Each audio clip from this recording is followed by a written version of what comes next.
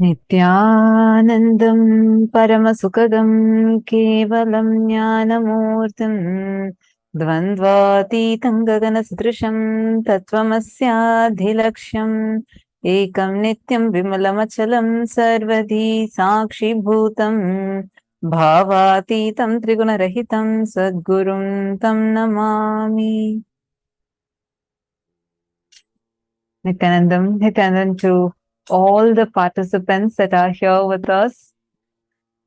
I know, especially today, all of us are eagerly waiting for what is this special session Swamiji is going to be having with all of us today, given that Swamiji had revealed something extremely powerful and taken all of us through a series of powerful sessions and revealed to us about a very, very, very powerful secret about the existence of extraterrestrial beings, how through what is Charya Pada, Kriya Pada, Yoga Pada, Jnana Pada of Hinduism, and a lot more. So yesterday was a real spiritual feast, right? All of us enjoyed yesterday. We got a lot of you sharing, saying that how amazing it was sitting in the session yesterday. So today we are going to be having that. So make sure you are inviting your family members or friends. Just one day, surely this one day they can spend with you here sitting in the program. Anybody here that is new, please let me know if you are here for the very first time. You can just put it in the chat if you are here for the very first time.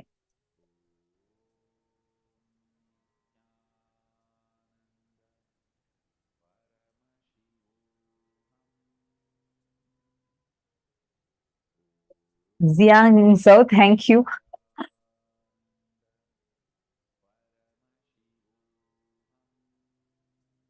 Yes, today we are going to be entering into the higher dimensions of existence. We all know about the horizontal time zone where all of us are learning about the time zones like EST, Eastern Standard Time, Pacific Standard Time, or Indian Standard Time. This is the way how we know as horizontal time, right? We all know each of you are from different countries. As the time is different now in China, it's different in Canada, it's different in the US, it's different in Singapore, it's different in India. Each place has a different time right now. It's different in Fiji. We have like people from all of these countries and much more. So now the time zones that we are aware of is only in the horizontal plane. But there is existence in vertical time zones. Understand, this is very different than the horizontal time zone. In the horizontal time zone, probably the weather would be different, the feel of it would be different, the country, the culture would be different. Here, not just the culture would be different across the planes of existence, your very body would mutate. It will be completely different in each plane of the existence. And these are called as the vertical time zones. Today, we are going to be learning about the existence of parallel universe, vertical time zone, and the various states of our consciousness, and a lot of these powerful subjects. And we are going to get ready, prepare ourselves to receive the revelations from today's darshan. I am so eagerly waiting. Like, since today's darshan got over, I'm like, oh my God, why is the time moving so slow? Right? Every minute, I'm like, oh my God, it's so slow, so slow. I'm just waiting to see the darshan today and listen to what Swamiji is going to be revealing today, because it was just extremely powerful. So let's get ready.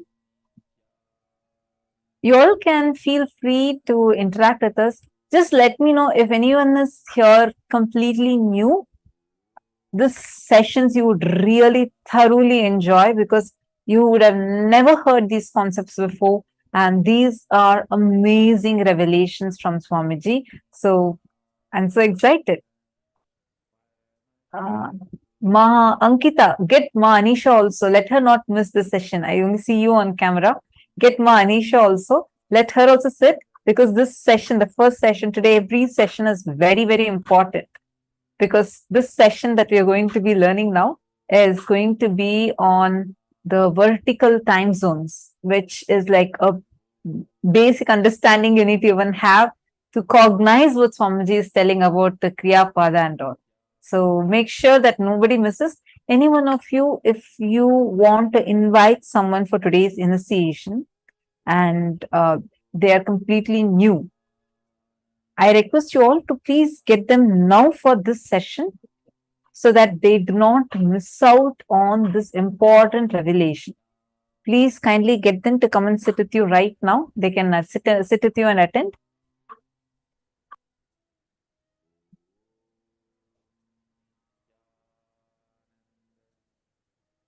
All right.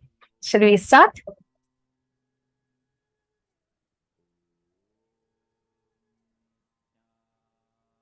How many of you are excited? I see very less messages today. How come? Usually the chats are flooded with excitement. Nithyanandam to all the participants. Today's subjects are going to be literally, you're going to learn the unit dimensions of you, the unit dimensions of cosmos, the Atma Tattva and Shiva Tattva. Both you're going to be learning. You're going to learn the secrets, the mysteries of the cosmos. And we are also going to understand about the existence of 11 dimensions, 25 states of consciousness, and 14 lokas. Let's get started. So any doubts if you all have, you can feel free to ask us during the session itself, and we would answer those questions. Now let's enter into our first session, where we are going to be learning about what are these vertical time zones.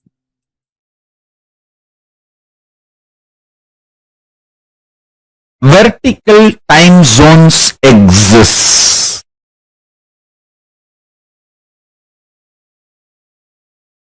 Please understand,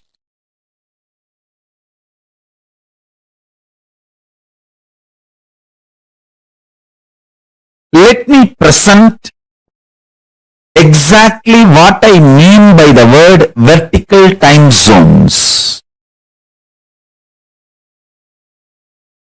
Then I'll try to share what is the need for us to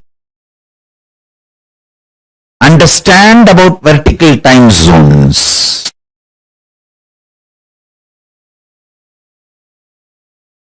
See, all of us know the time zones like Pacific time zone.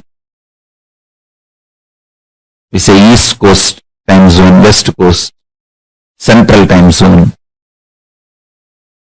In India, we have Indian Standard Time. The time zones in this planet Earth is horizontal time zone.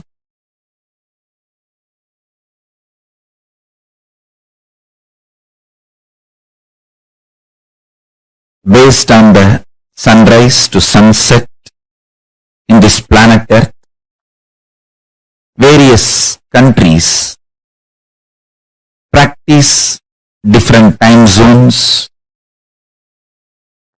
All the time zones observed, practiced in the planet Earth, I call them horizontal time zone.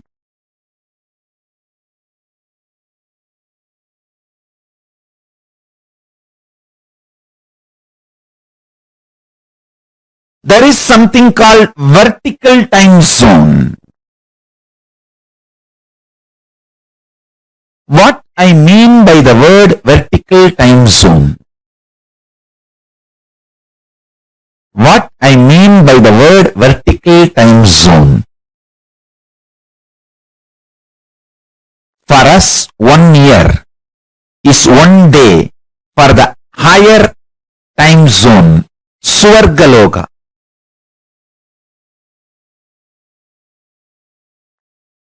That is why Nataraja, the god of Swargaloka, receives 6 Abhishekam in a year. Because for Devatas in Swargaloka, the 1 year of Bhumandala, Bhuloka, 1 year of planet Earth is 1 day in Swargaloka. There are vertical time zones, Bhur, Bhuva, Suva, Tapa, Satya. The Satyaloka, where Brahma resides, there 1 day of Brahmaloka is 4.32 billion human years. Understand? 1 day of Swargaloka means the vertical time zone above us. Bhur, Bhuva, Suva, Tapa. It goes and Satya, then beyond Satya is Vaikunta, beyond Vaikunta is Kailasa.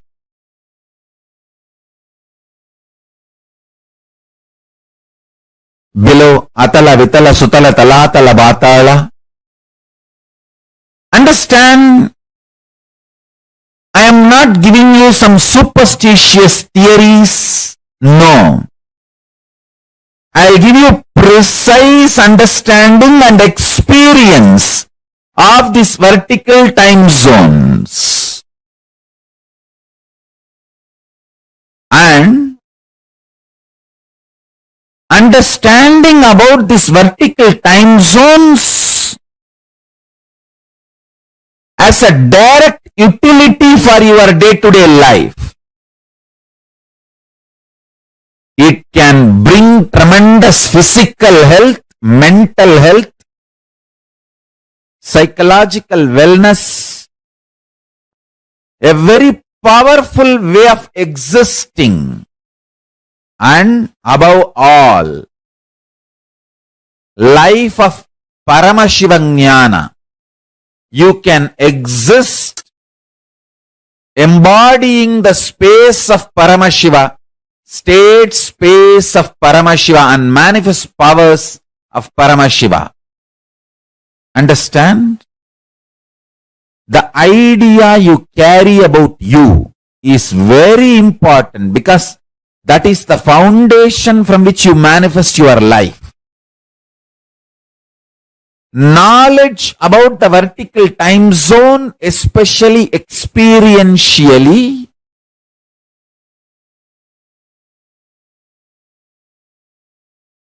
can change absolutely your life for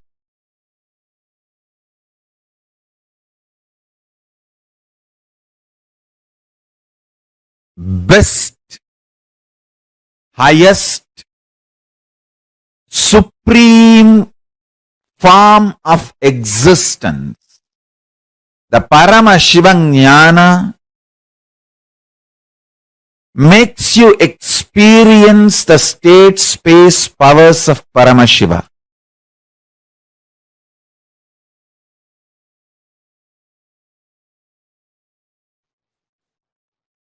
That superconsciousness entering into individual consciousness of you, your individual consciousness, and mutation happening, you manifesting. That superconscious mutation is the ultimate, we call it moksha, ultimate liberation, Paramadvaita Anubhuti. In Sanskrit, we use the word Paramadvaita Anubhuti, ultimate oneness.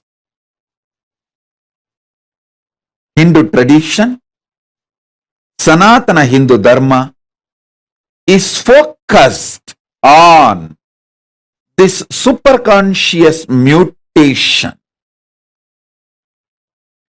ultimate oneness, Sanatana Hindu Dharma reveals about this cosmos. It has vertical time zones, higher worlds, Bhuva, Suva, Tapa, Maha, Jana, Brahma, Vaikunta, Kailasa, the higher worlds and the lower worlds, Atala, Vitala, Sutala, Talatala, Mahatala, Bhatala. I'll project a simple description diagram of these lokas. Understand? Sanatana Hindu Dharma, the Hinduism, reveals about the cosmos, the higher planes, vertical time zones, and the lower planes, both. Just physical mutation and mental mutation happens in the lower planes of the universe. But conscious mutation, superconscious mutation happens in the higher planes of the universe, vertical time zones of the universe. Here I am projecting a simple description diagram of the vertical time zone.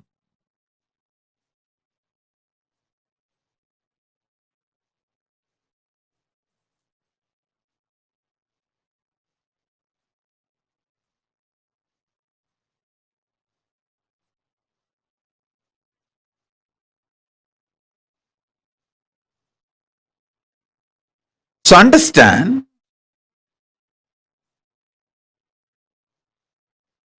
this is the rough description of cosmos revealed by Hinduism,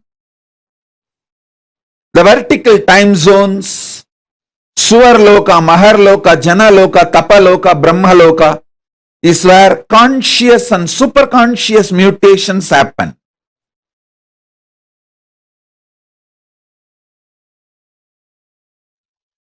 Great news is,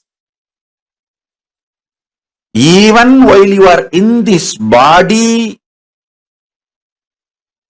your parallel universe being exists in Mahakailasa. You can start importing products from Mahakailasa through that being into you. It's like you have a company branch in China, India, London. So you can get products from all those countries and get it to United States. You have your parallel universe personality in Nagaloka, in Tapoloka, in all the higher lokas and even lower lokas. Up to Kailasa, your parallel university personality exists. You can directly, through that personality, buy whatever you want to buy in Mahakailasa and get it imported to this body. I am not telling you stories. I am telling you very powerful truths.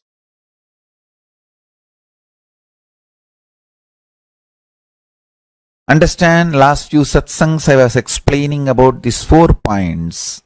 Matter, mind which experiences matter, intelligence, buddhi which makes decision, consciousness, pure space of Paramashiva.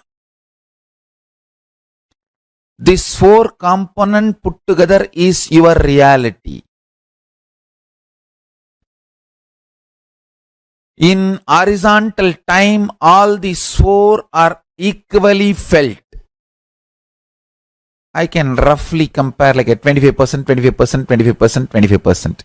25% matter, 25% mind, 25% intelligence, 25% consciousness. That's the way you experience the reality. If the intensity of the consciousness increases, for example, the consciousness becomes 30%. So, its influence on the buddhi, intelligence also increases. So, intelligence becomes 30%. Then naturally the mind's intensity drops. The matter's intensity drops. So, this two becomes 20-20 and this two becomes 30-30. So the whole thing tilts, means you enter into the vertical time zones. 100% only pure consciousness and zero intelligence and zero mind and zero matter. That is Kailasa. Because you don't need buddhi, you don't need mind, you don't need matter for your existence. You exist as a pure space, pure consciousness. That is Kailasa.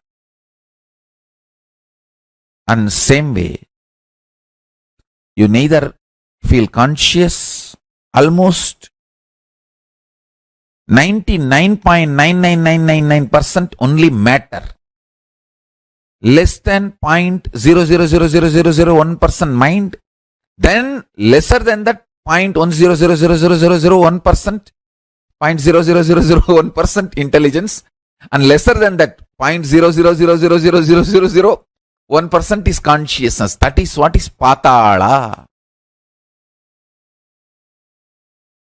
That is what is called eternal hell, lowest in the vertical time zone. Understand? Highest peak point of the vertical time zone is Kailasa, where 100% consciousness, pure consciousness, Paramashivatva. No need for intelligence or mind or matter.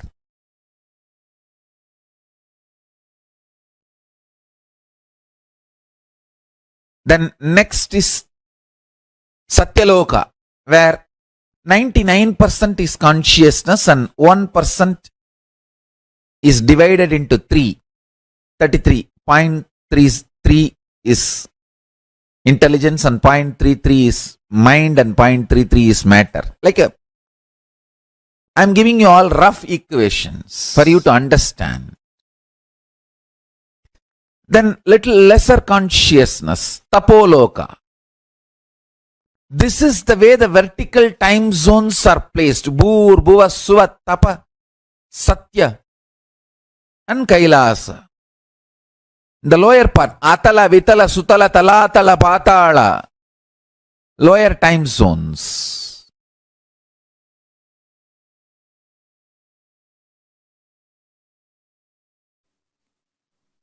Your spine. Your spine is not only hardwired, capable of fueled, charged to lift you off to different parallel universes. Understand? Even though animals have spine, because the majority of the time they spend horizontally, the spine is not capable of getting fuel with a subtle fuel called ojas. It's like their bodies are capable of receiving kerosene as the fuel, maximum diesel, but they can't handle petrol or flight petrol, white petrol. Understand this example. Same way,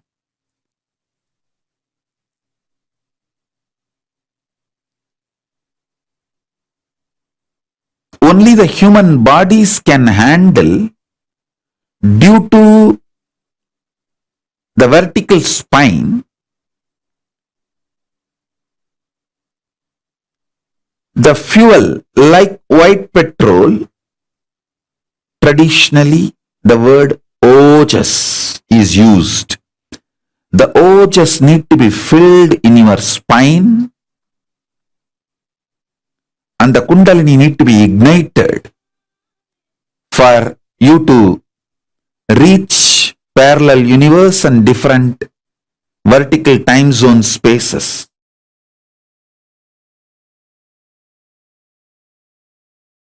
With consciousness as a fuel, you can straight shoot up to the different time zones. Move to different time zones. See, if you go to the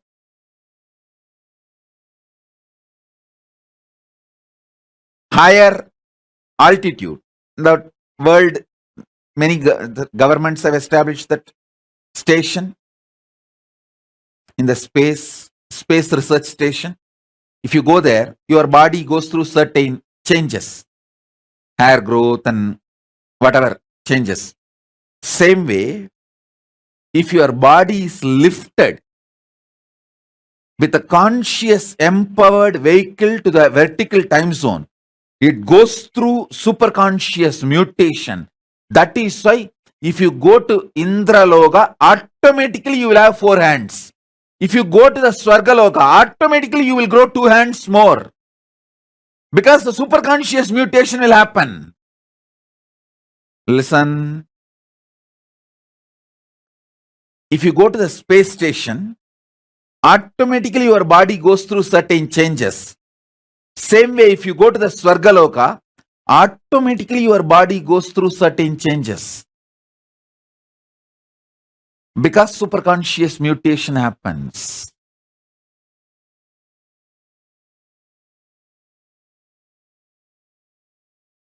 Now focus on,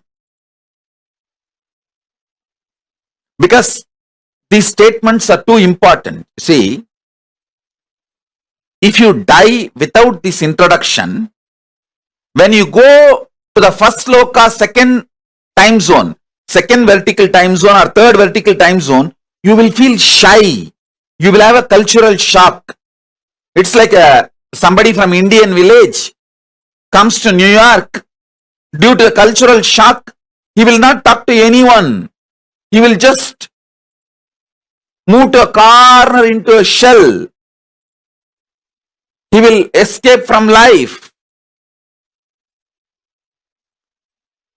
People asked me, when I came to US, that was the first time I got into the flight in my life. I have not even seen the flight from distance. The first time I got into the flight is the flight for US, United States. And as you all know that I am from a village, but I never had a cultural shock. I just started going around and speaking in English, giving satsangs, classes, programs. The day one I landed in US, I went to Chicago to pay respects to Vivekananda. The same stage, the auditorium in which Vivekananda spoke, I went there and offered my respects. Second day, my ASP, Anandaspurana program. First time I am doing it in English. Before that I have spoken in my own bottled English. But first time in outside India in my own English. People asked me, can we get a translator, Swamiji? I said no. I'll have to learn. Let me learn.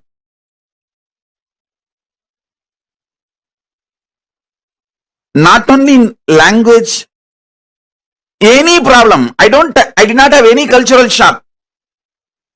All of you listen. Now initiation time. So no movements. Every word I am uttering is important for your soul to move through the vertical time zone when you are alive or when you after you leave the body. So listen carefully.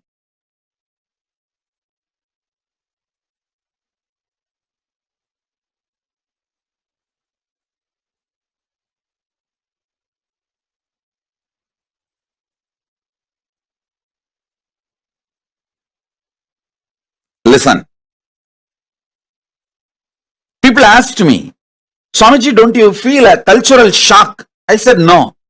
Because from the young age, in my village, Thiruvannamalai, I have seen tons of foreigners from all countries coming for seeking enlightenment. My gurus always had people from all over the world coming to them for enlightenment. So I was always near my gurus and saw all of that. Saw many of them. So how my gurus used to teach, I have seen. My gurus have already trained me to teach for the whole world, to be Jagat Guru. So I did not have a cultural shock. Now I am trying to train you not to have cultural shock when you go to KAILASA. See now, whatever I am telling you, if you internalize, you will not have a cultural shock, or you won't feel shy, you won't feel inadequate. Not enough when you go to the vertical time zones.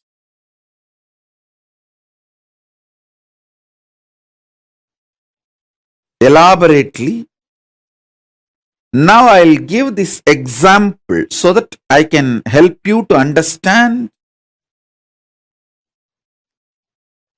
how you can face yourself in the multiverses, parallel multiverses.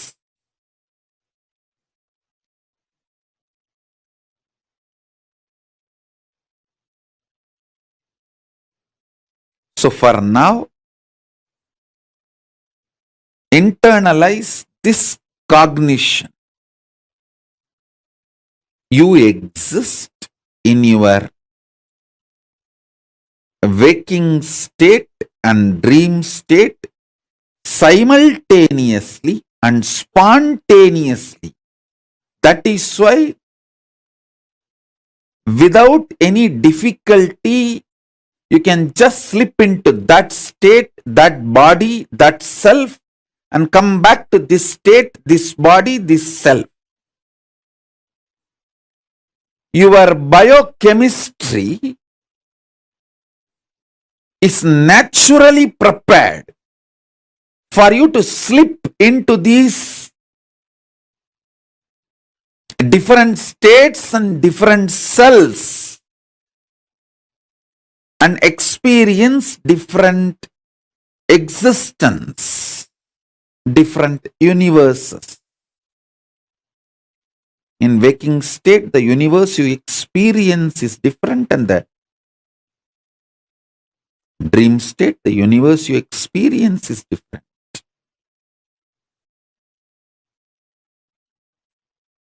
So with this understanding, expand your cognition. You exist in parallel multiverses like Suvargaloka, Maharloka, Janaloka, Tapaloka, and Kailasa itself. More than next to Tapoloka is Satyaloka, and beyond the Satyaloka is Vaikunta, the Parandama space. Satyaloka is the space of Parabrahma. Then the Vaikunta, Parandama space. Then Shripuram, Parameshwari's space. Then above all, Kailasa, above the Kailasa, Maha Kailasa, Paramashiva space. Kailasa is where all the Anga Devatas and Avarana Devatas, everyone lives. People who achieved the Salogya, Samibhya, Sarubhya, Sayujya, Mukti with Paramashiva, all of them exist in Kailasa. In Maha Kailasa, he alone exists. In Paramadvaita Swarupa, Paramadvaita Satya.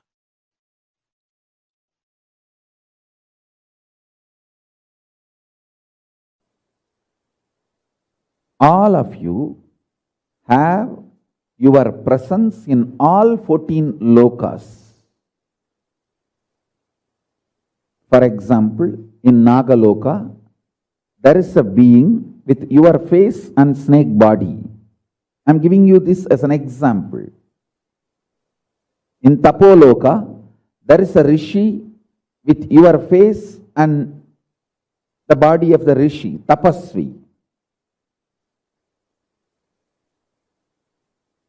I'll give you one more example.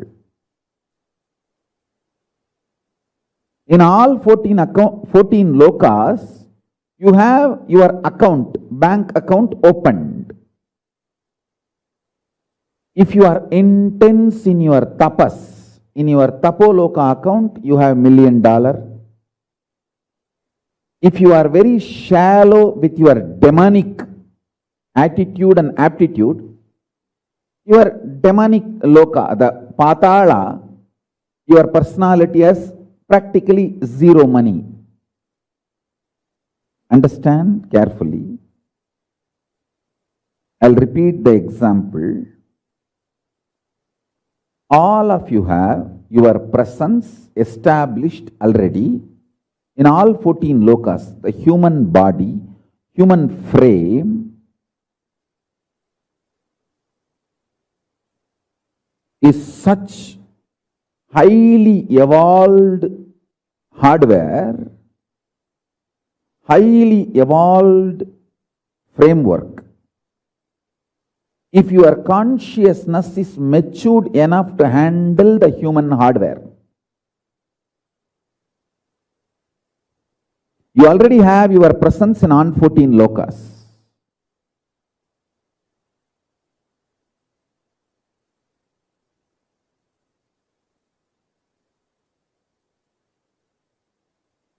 I am giving you the example. In Patala, where the demons, Rakshasas exist, there is a Rakshasa with your face and the Rakshasa body, the demon body and your face. Same way, in Tapoloka, your identity exists. There is a person with your face and a tapasvi, great rishi body. The more tapas you do, your tapoloka identity is strengthened, empowered. The less demonic activities you do, your demonic personality in Patala Loka is slowly dissolved. He loses his power over you and he is also slowly dissolved and you are liberated. You have the freedom to strengthen any of this identity in this 14. You have a freedom to strengthen or weaken. Any of these 14 identities, you can be demon. If you continuously come to powerful conclusions that demonic qualities are the best to succeed in this world, if you come to this conclusion again and again and start acting on this conclusion, Be very clear, you are strengthening your demonic identity and you start planning your future in Patala, the Asura Loka. If you come to the conclusion, very dharmic way of living, win-win, will always be the best strategy.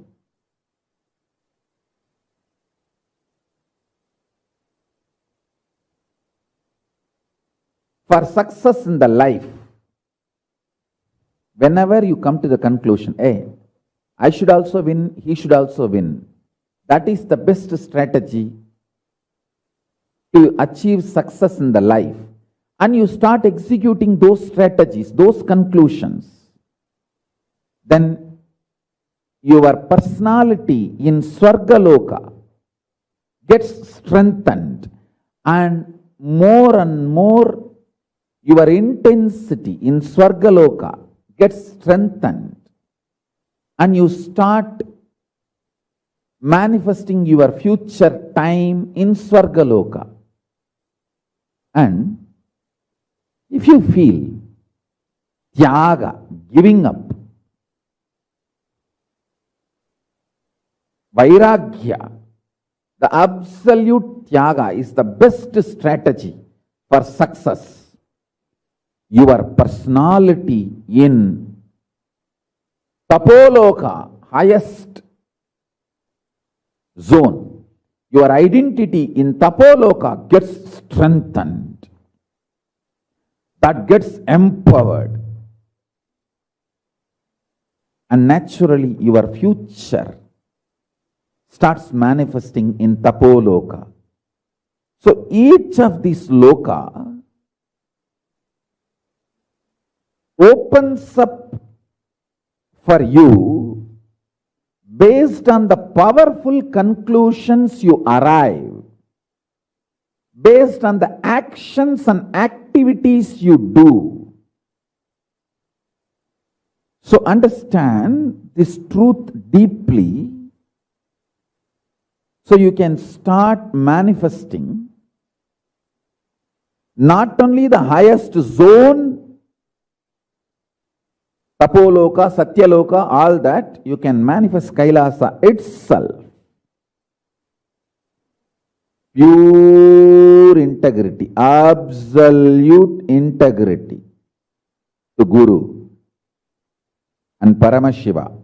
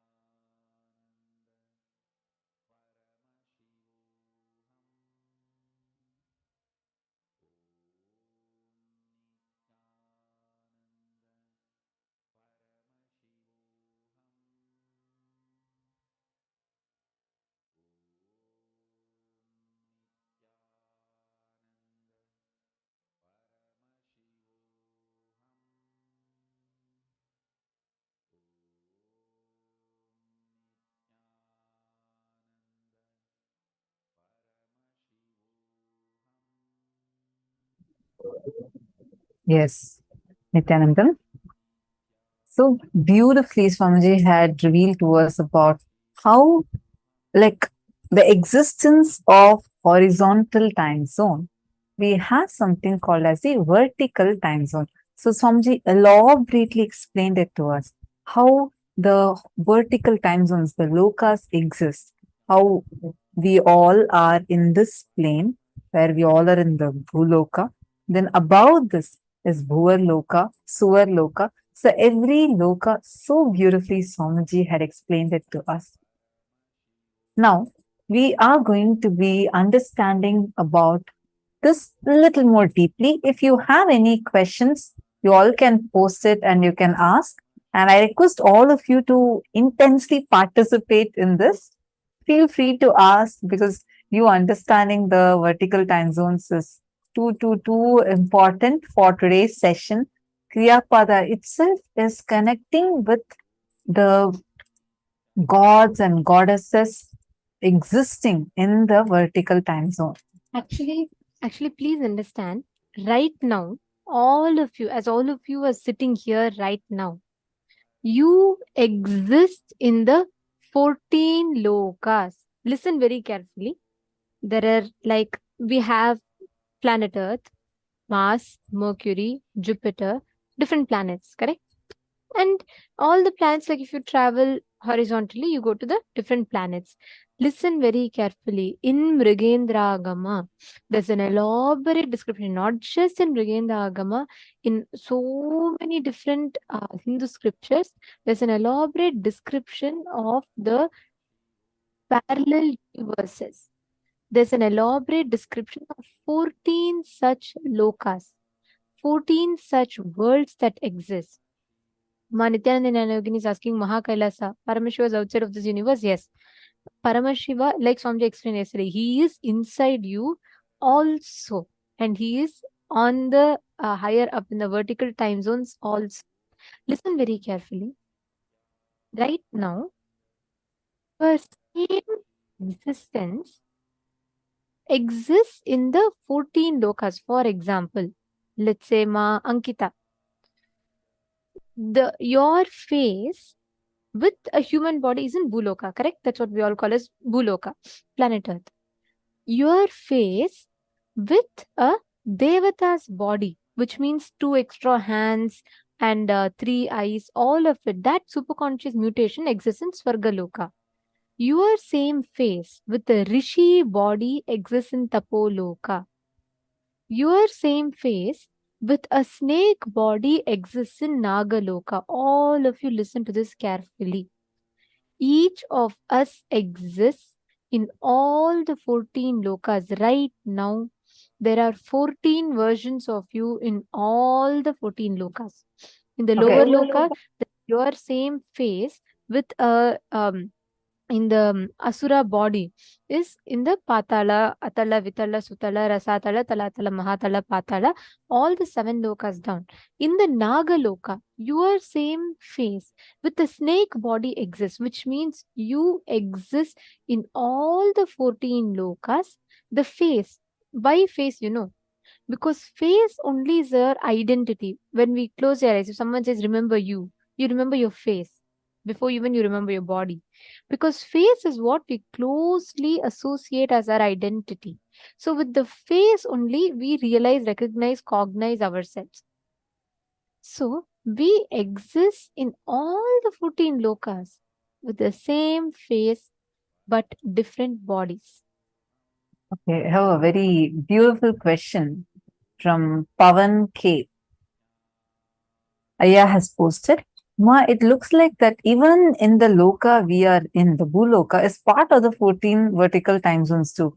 Except that here we are measuring time in a different unit of time as compared to other vertical time zones. For example, 1 year here is 1 day in Swargaloka.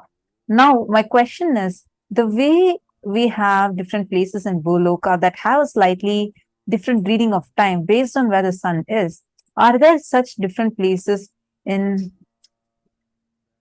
each of the other vertical time zones where different places in the same vertical time zone level that has slightly different reading of time? For example, in Bhuloka. In India, if India is 10 a.m., then Los Angeles is 9:30 p.m. and so on. Like that in each of the various other vertical time zones, where the unit in which the time is measured is different. Are there places where time reading is different in different places? Beautiful question. See, first thing, when we say Bhuloka, let's have a better understanding of this Bhuloka plane first. Does it mean just this planet Earth? No. Bhugol is different, Bhuloka is different. Bhumandala is described as flat, Bhugol is described as round. When we say Bhugol, meaning it's round, our rishis describe how our Earth, planet Earth, is round. But Bhuloka is this entire galaxies, everything that we know as the known universe. And what the scientists are thinking as, okay, these are few, okay, for example, the next nearest galaxy to us is the Andromeda galaxy. Now, like this, all these descriptions are part of the Bhuloka plane only. So, why I'm saying this is because the time reading is different here and completely different in the moon, right? Like you see, the moon's days are much, much, much faster. Now, you need to understand this a little deeply. The other planes of existence also have various lokas within them. For example, Vaikuntha Loka has Vaikuntha Loka and Goloka inside it. The Swargaloka plane is not just one, like, how they show in movies, like fully cloudy and just like how I have seen in movies. Based on that, I'm saying they'll show that there's a big city that's floating on the sky, and that's shown as Swargaloka. Swargaloka is an entire universe.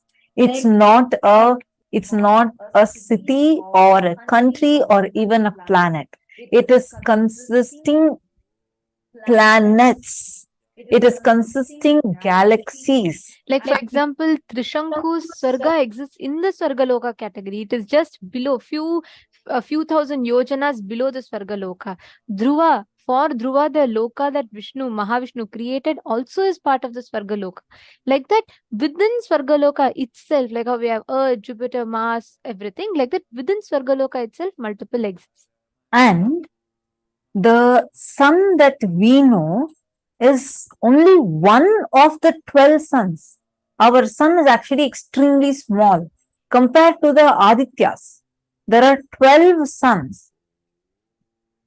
Surya is different, Aditya is different. The sun that we have is Aditya, not Surya. There's actually a very detailed descriptions that Swamiji gives on this. These are completely different than what we generally understand, cognize. This is the things that are revealed in the Agamas and elaborately given. Listen, Mrigendra Agama has clear descriptions of each of these lokas. I'll give you one more example. Heaven and hell, roughly equated to Swarga and Naraka, correct? I used to always think, oh, Swarga means you go up, Naraka is like probably in Patala Loka. I was shocked. In Mrigendra Agama, it is clearly given Swarga Loka and Naraka Loka, Yama Loka also exists in the same universe as Swarga Loka.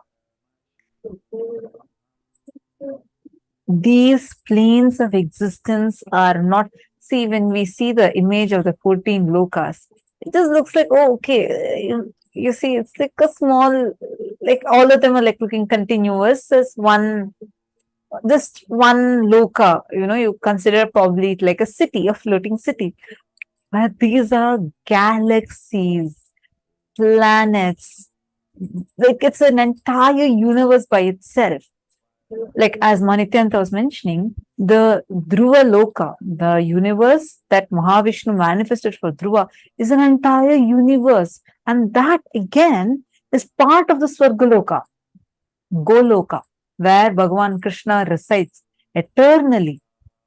That Loka, where Bhagavan Krishna and all the devotees of Krishna, they don't go just to Vaikuntha. In Vaikuntha, there is a separate loka called Goloka. Same way, Hayagriva exists. Each avatars of Vishnu as Varaha, the Varaha avatar of Vishnu even now exists. He has his own universe within the Vaikuntha Loka. I know it's like, what? There is actually a lot of it which we all don't understand. When we go and worship a deity, the gods and goddesses exist. They exist physically in their respective parallel universes. Devi Parashakti exists as Adishakti in Shripuram, simultaneously exists as Parvati, as Parameshwari. She exists in Kailasa. Mahavishnu, Pavanaya, if you are able to listen and understand, please let me know. Because I'm only seeing your camera is black, so I can't really see you. So let me know if you are listening to the answer. Okay. See, one more thing.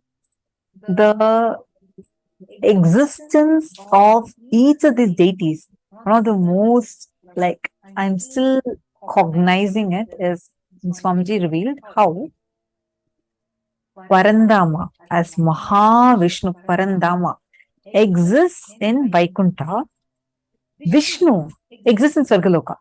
That's why in Bhagavad Gita, Bhagavan Krishna reveals Adityanamaham Vishnu Jyotisham Raviram Shuman. He says, out of the Adityas, I am Vishnu.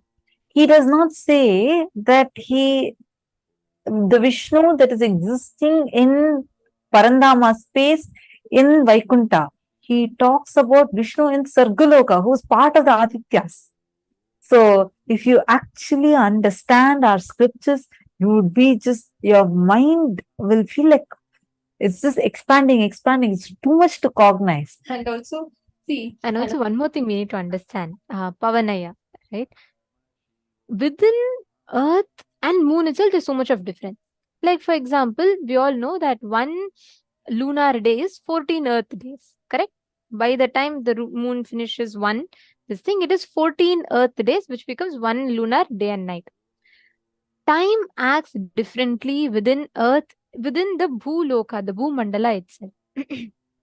Now, the way Tapoloka, the gravity that acts on Tapoloka and the gravity that acts on planet Earth is completely different. Listen very carefully. In planet Earth, the more thoughts you have, the more you are pulled down. The mass acts that way. In Tapoloka, the more you have, like the less you have the thoughts, the less gravity pulls you. Sorry, the more gravity pulls you. Gravity in Tapoloka is unclutching. Whoever is unclutched are pulled down and are existing in Tapoloka. Like this, time acts differently. Like how so many Earth days makes one day in Devaloka. 1 year makes one day in Devaloka. Like that, one whole year of Devaloka makes one day in Brahmaloka. Like that, the time calculation differs. And actually, our agamas give elaborate description of each of this, but none of us would have understood it the way Swamiji has mapped it. We all like, for me, if it were me and if someone would have normally told study the scripture, it has about this, I would have been like, oh God, it's going to be too hard to understand. What am I going to do with it? But the way Swamiji has mapped it so beautifully. When I say mapped, Swamiji has taken exactly as it is in the Agamas and revealed it to us in a language that me and you can understand.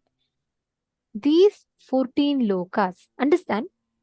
The only thing that connects you, your existence in all these 14 lokas is your breath. Right now, as you inhale, when you take a breath, you are breathing in all the 14 lokas. The only thing that connects you, each of the loka, your existence is independent. You're not, nothing else is going to be contradicting, conflicting each other. The only thing that connects all the 14 lokas, your existence, is your breath. When you breathe in on all the 14 lokas. When you breathe out in all the 14 lokas. So the unit measurement of time, gravity differs a lot in each of the lokas. The physical reactions that happens in your body in each of the lokas is different. Like for example, Swamiji tells in black hole, right? It's a lot. I know it's going to be a lot of things, but just bear with me because Swamiji has given too many things and I'll not do justice if I don't cover everything, right? So Swamiji tells in black hole, the component of time does not exist. There is no time in black hole. In black hole, time does not act on your body because time and space bends to merge with each other, which means time cancels out space, space cancels out time. So they are nullified. The black hole, that's why it's called black hole. It's beyond even vacuum. It is not just vacuum. Swamiji tells black hole to Big Bang, it's like a wormhole.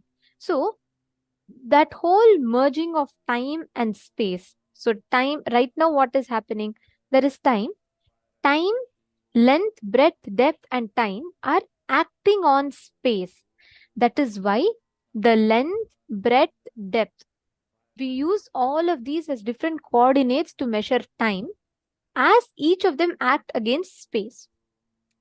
In black hole, the space and time just merge with each other. So Swamiji tells if you enter into black hole, you will exist eternally, like you will not age because time cannot act on you.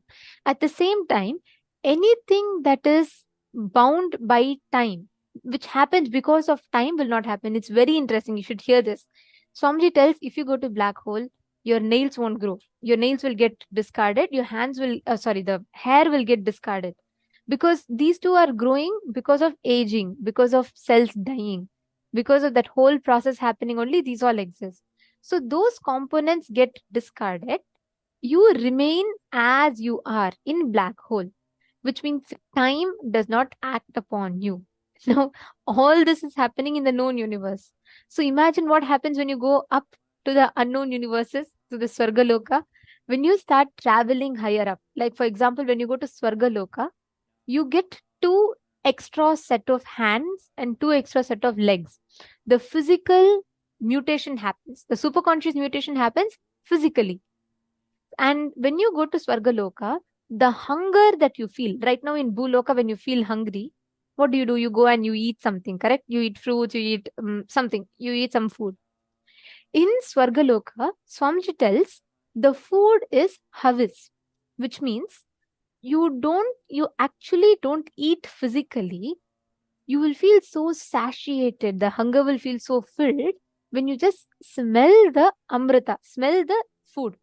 The food is havis, which itself is, which is only the smell of the food is the actual consumption of the food. Okay, it's all right. It's like different truths, but it's amazing. How many of you Actually, clicking with it? yeah, actually, I just want to read out Pavanaya's message. He's posted. I was going to say, it feels like other than Swamiji, none of us have fully grasped the concept of these vertical time zones. We fall back on discussions in Agamas or Swamiji's descriptions, but Swamiji is speaking about them from direct experience. I just want a glimpse one day on how Swamiji experiences life for even 1 second. I should say this. One day we all were sitting in the courtyard, okay? And Swamiji was sitting, just like some Balasans, they all sitting around Swamiji, and Swamiji was having a Like Swamiji is just, it was like a very, very normal, like all of us are there sitting around, and suddenly Swamiji is just looking up. And like you'll actually see many times, Swamiji will be doing signals, like you won't really understand. It'll feel as if Swamiji is talking to someone else, like not really talking also. Just some eye movements. Only if you have lived around Swamiji and observed it very closely, you will be able to catch these. And Swamiji will be in samadhi. Suddenly, Swamiji will just bless like this. Suddenly, it will be so sweet to just witness these. One day, suddenly Swamiji said, Swamiji just looked up. It's courtyard, right? So there's like a opening in the middle. Swamiji sits on the swing and he just looked up straight. And then he said, he laughed loudly, and Swamiji said,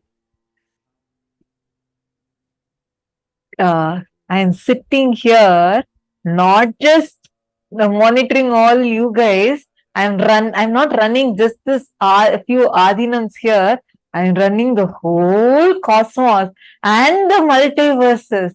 It was just so powerful, like so powerful. I got goosebumps, like literally. That's true. I'm sitting at the feet of Paramashiva. He's here physically. That's all we know. He's ruling the whole cosmos. Sometime later, there was one attack that had happened, and one of the Adinavasis, a persecution that was done, and one of the Adinavasis got very badly injured. And they had actually, they wanted to attack Swamiji, and therefore they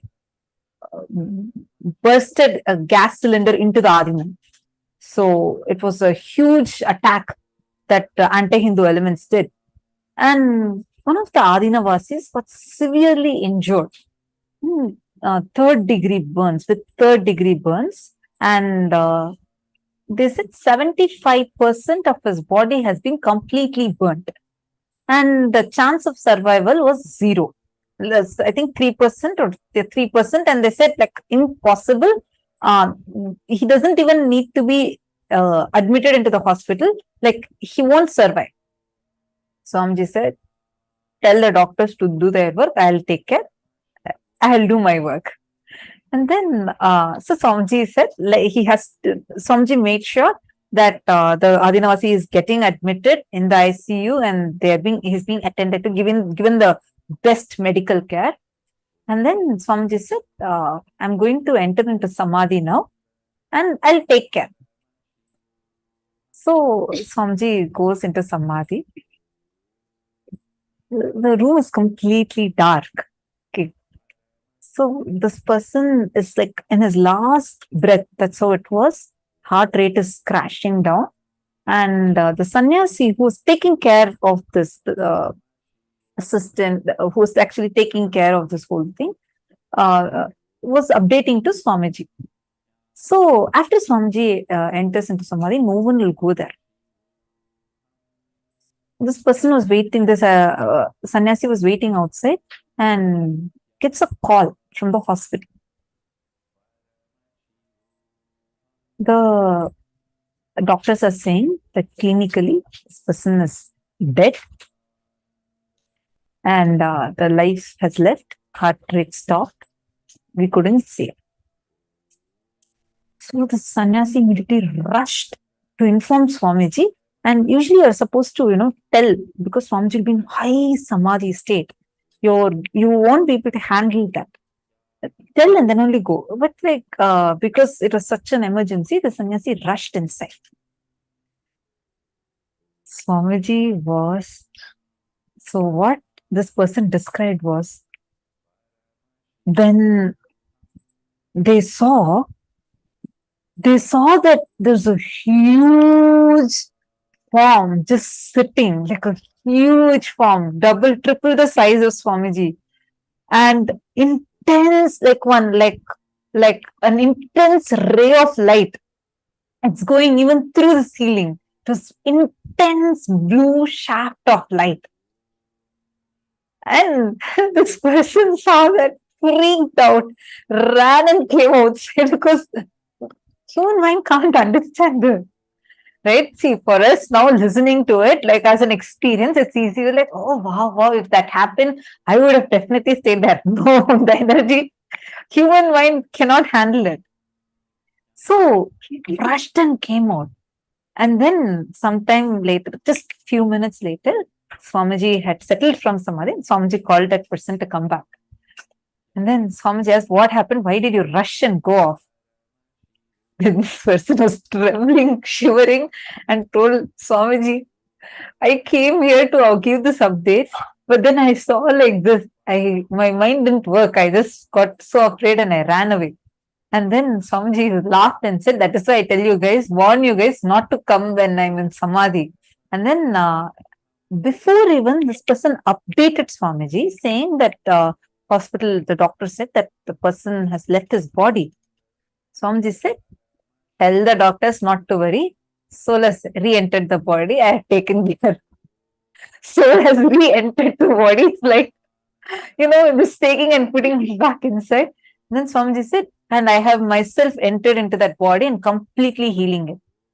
And this person was shocked. This person said, Swamiji, just like 20 minutes before, I got a call from the hospital and this is what the doctor said. So then, of course, Swamiji is saying, so called back and checked with the hospital. Actually, the hospital, they said that we've been trying to reach you. Your number was not reachable. I don't know, some miracle happened right after we called you.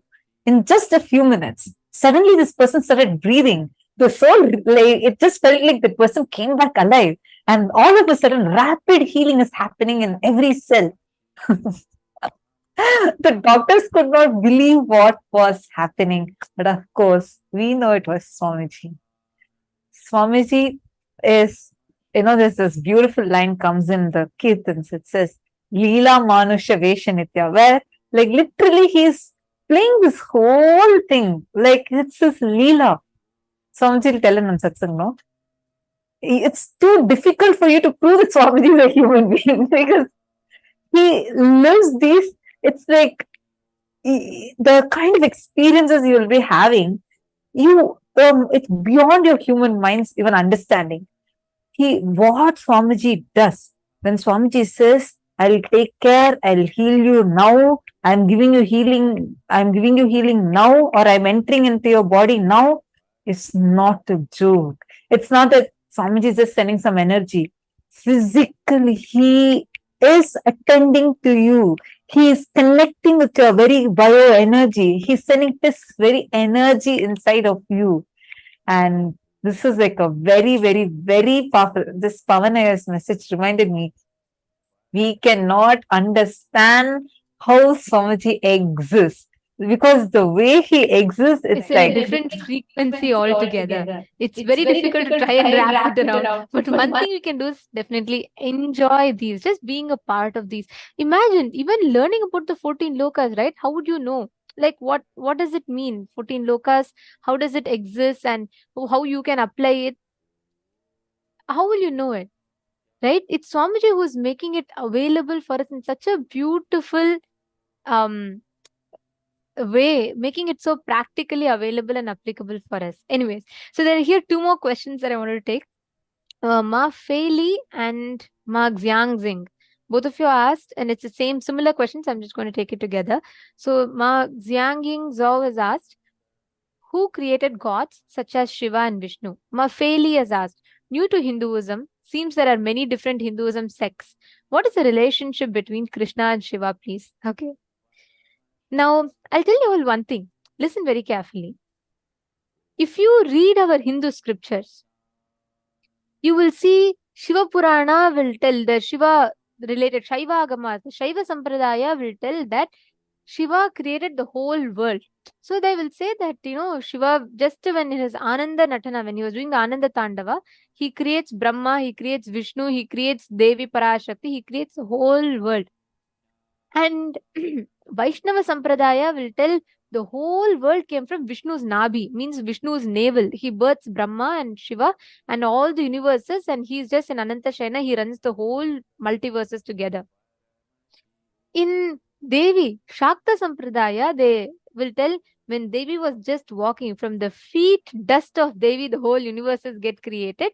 And they tell that Adi Parashakti herself extends her own amshas as Brahma, Vishnu, and Shiva, and she manifests herself as Lakshmi, Durga, and Saraswati. Understand, if you try to find out the creation of gods, you are not going to get this thing for it, because it is too powerful for you to understand. So once someone asked Swamiji that, which is true? Each sampradaya is telling one, Swamiji, it's conflicting with each other. Swamiji laughed and Swamiji said, because human mind is too stuck in binary. We only will want one at a time. We want it only clear, fulfilling our logic. We can never understand the scriptures. When Shaivagamas tells Paramashiva created the universes in his Ananda Tandava, it is 100% true. As true as Vaishnavagama's declaration that whole universes, even Shiva was created by Vishnu. And it is very true when they say when Devi walks from her Hiranya Garbha, all the universes get created. It is not conflicting with each other. The truths come from absolute Paramasatya, the Paramadvaita, that the whole logic that is revealed is multidimensional logic. All of them ultimately lead you to one experience, the experience of Advaita. Whether you connect to Devi, then follow the Devi Shakta Sampradaya. You connect to Subramanya, you connect to youth, valor, and power, follow the Kaumara. You connect to that whole love, romance, follow the Vaishnava Sampradaya. Whether you connect intense like Tyaga, Tapas, or joy of life, connect to the Shaiva Sampradaya. Each aspects of Hinduism is given for you to experience Advaita. That's the goal. To realize you're one with the divine. For that, however you want to connect with the divine, all those options are available to you. So you will have, in Hinduism alone, you have like a huge pantheon of gods. You have 33 crore gods. If they are not enough, you want to create one more god, even that much permission you have. You can create your own god, you can worship.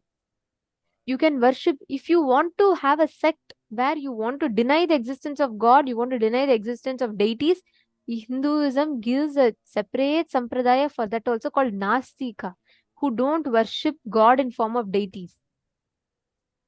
Everything is given to you. So what I will tell you is, Ma Faili, if you try to understand all that, you're going to go all over the place, because still human logic is not mature enough to understand that. What you can do is, God himself has come down as Guru. Enjoy him. That's all. Paramashiva himself has come down as Guru. Just connect to him. He will make you experience the ultimate. Can anyone else tell you? See, can someone who has never been, like, it's like this. It is like saying that a blind person, trying to explain a blind person how the world will look, nature will look. No, nobody can do it. If you have, someone can give you the sight and give you that one glimpse, only they can teach you how nature looks. So you are trying to understand something without knowing what it is from people who are not the right resources for you for that. Swamiji can give you that glimpse. So just connect to Swamiji will give you the glimpse. Okay. And also there was one more question pertaining to the 14 lokas. Yes, Ma Nithyananda Jnana Yogini is asking. Ma, I have a question. Our ancestors can be different in different lokas. Like, for example, my deceased father can be in Pitru Loka and mother can be in different loka, and other ancestors also. All deceased beings, the waiting lounge for all the deceased beings is Pitru Loka. They don't go to any other loka unless they do tapas. Like, for example, certain beings, Swamiji will say, I will liberate. They'll rest in Kailasa. All those beings directly go to Kailasa. It is like if you have a VIP pass, you'll have that VIP waiting lounge. You'll have a VIP lounge, right? It's like that. So having the initiation, that is what is Shiva Diksha and Vishesha Diksha. If you have received Shiva Diksha, you will not go to Pitruloka. You will directly go to Kailasa. Shiva Bhutas will come and take you. So you will not go to, you will not have the normal procedures. You'll have a VIP pass. So there was one more question.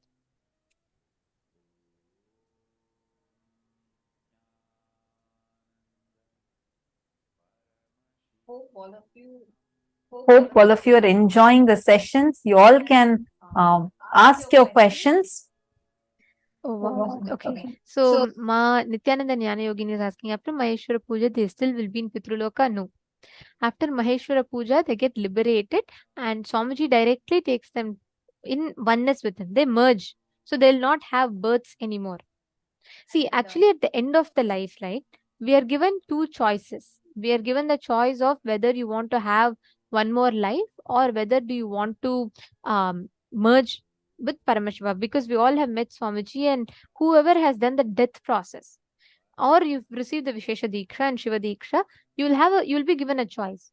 So at the end of your life, Swamiji himself will appear and he will ask you a choice. If you say, Swamiji, I want to just merge with you, I don't want births anymore, you will just merge with Paramashiva and you'll just go to KAILASA. Or if you want to choose another body, you'll have like a conscious birth. Means you'll be like a yoga brashta. You'll come down again, you will live around the enlightened master and you'll work towards enlightenment. One more question is there. Rahul Khanna is asking, Swamiji once said that in 3 kshanas, you should take a new body. Then how does Pitraloka exist? 3 kshanas is gap between 3 thoughts. A kshana, definition of a kshana is gap between 2 thoughts is a kshana. 3 kshanas it takes for you to assume a new body. Second,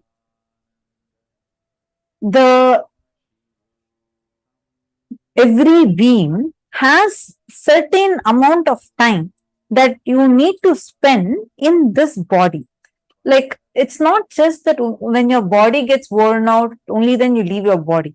Sometimes much ahead of it, where you actually have certain karma, the agamya karma that is there, which you have, the prarabdha karma that you have, where you, out of your sanchita karma is like a bank.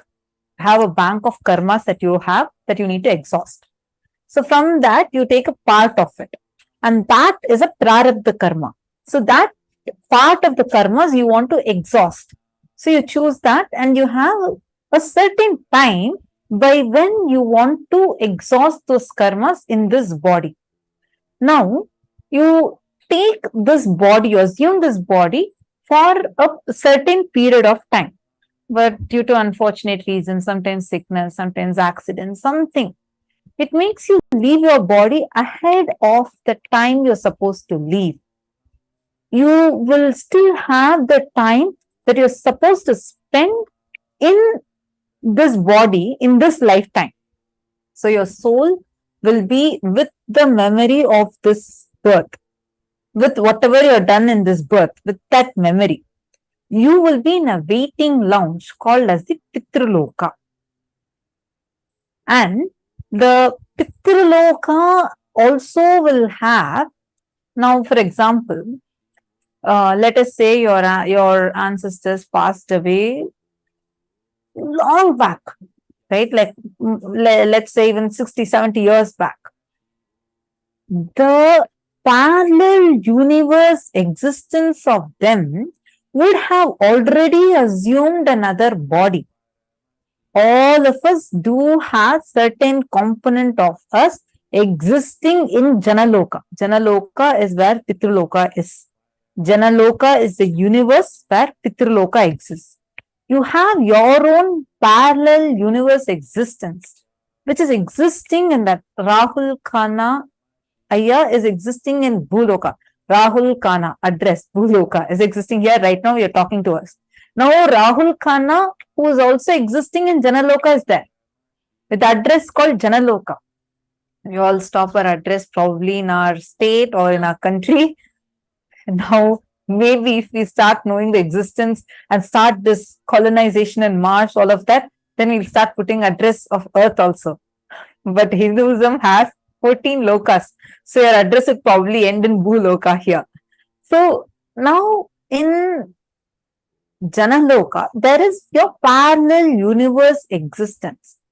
Now, whenever you assume a body, when you say that this person shall get liberated and you're offering Maheshwara Puja, so if the person has already assumed another body, the karmas that are there with that person who has assumed another body, that karma load will get dissolved. But the person will have a conscious choice to either continue that birth or leave the body. I hope now it's clear, Rahul Kanaya. And Anas, that is why it varies. So when people are taking like the long time gaps between each, that 3 kshanas varies. And one more thing also, Swamiji tells, see, your existence in all the 14 lokas gets strengthened by the thought currents that you entertain. For example, if you believe strongly that the best strategy in life is to constantly grab things, like as much as possible, grab whatever you can, you live happily, don't worry about anything else, then understand you are existing, empowering your existence in the lower loka, in the Atala, Vitala, Sutala lokas. If you believe the best strategy for life is win-win strategy, means like, I should also get best, others should also get best. You strengthen your existence in Swargaloka. If you believe the best quality aspect of life, strategy of life is Tyaga, tapas, doing tapas for everything, then you strengthen your existence in Tapoloka. If you believe the best quality for life is integrity to Guru, you strengthen your existence in Kailasa. If you believe the best strategy for life is oneness with Paramashiva, constantly residing in him, you strengthen your existence in Mahakailasa. So in all the 14 lokas we exist, depending upon that, which thought current we cherish.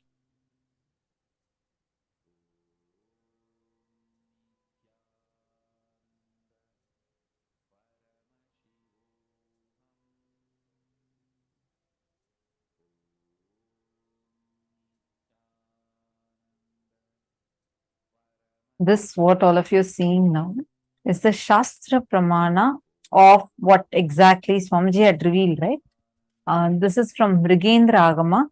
See, whatever Swamiji reveals, it's Swamiji himself authenticates it by giving us the scriptural reference, which is called as the Shastra Pramana and Apta Pramana, experience of the various masters, and Atma Pramana from Swamiji's own experience.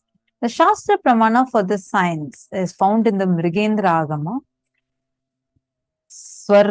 It says, Tadu na kote swalokaha swargivaryam samashrayaha. Swargaloka is absolute peace and joy, an upgraded life. And this is the dwelling place of prominent denizens of heaven, which is above the Bhuvarloka, and its height is 85 lakhs of yojanas. 1 yojana is approximately equal to 8 miles. So you all can calculate what's 85 lakhs times 8 miles. So that's the distance between Bhuvarloka and Swargaloka.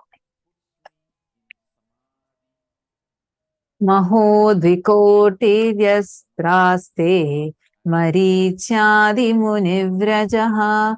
Maharloka, the abode of Marichi and other such eminent sages, is above the Sargaloka, raising to the height of 2 crores of yojanas. So Maharloka is much, much higher than Swargaloka, and higher level beings go there. And this is the largest universe in the cosmos.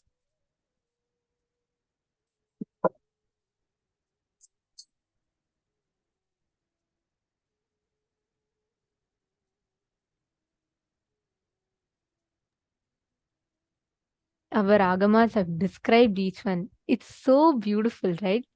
The next is Janaloka. Janaloka is a vertical time zone where you can exist in multiple bodies at the same time. Anyone who experiences Janaloka loses all violence because you exist in everyone. Actually, Janaloka is where all deceased people go to.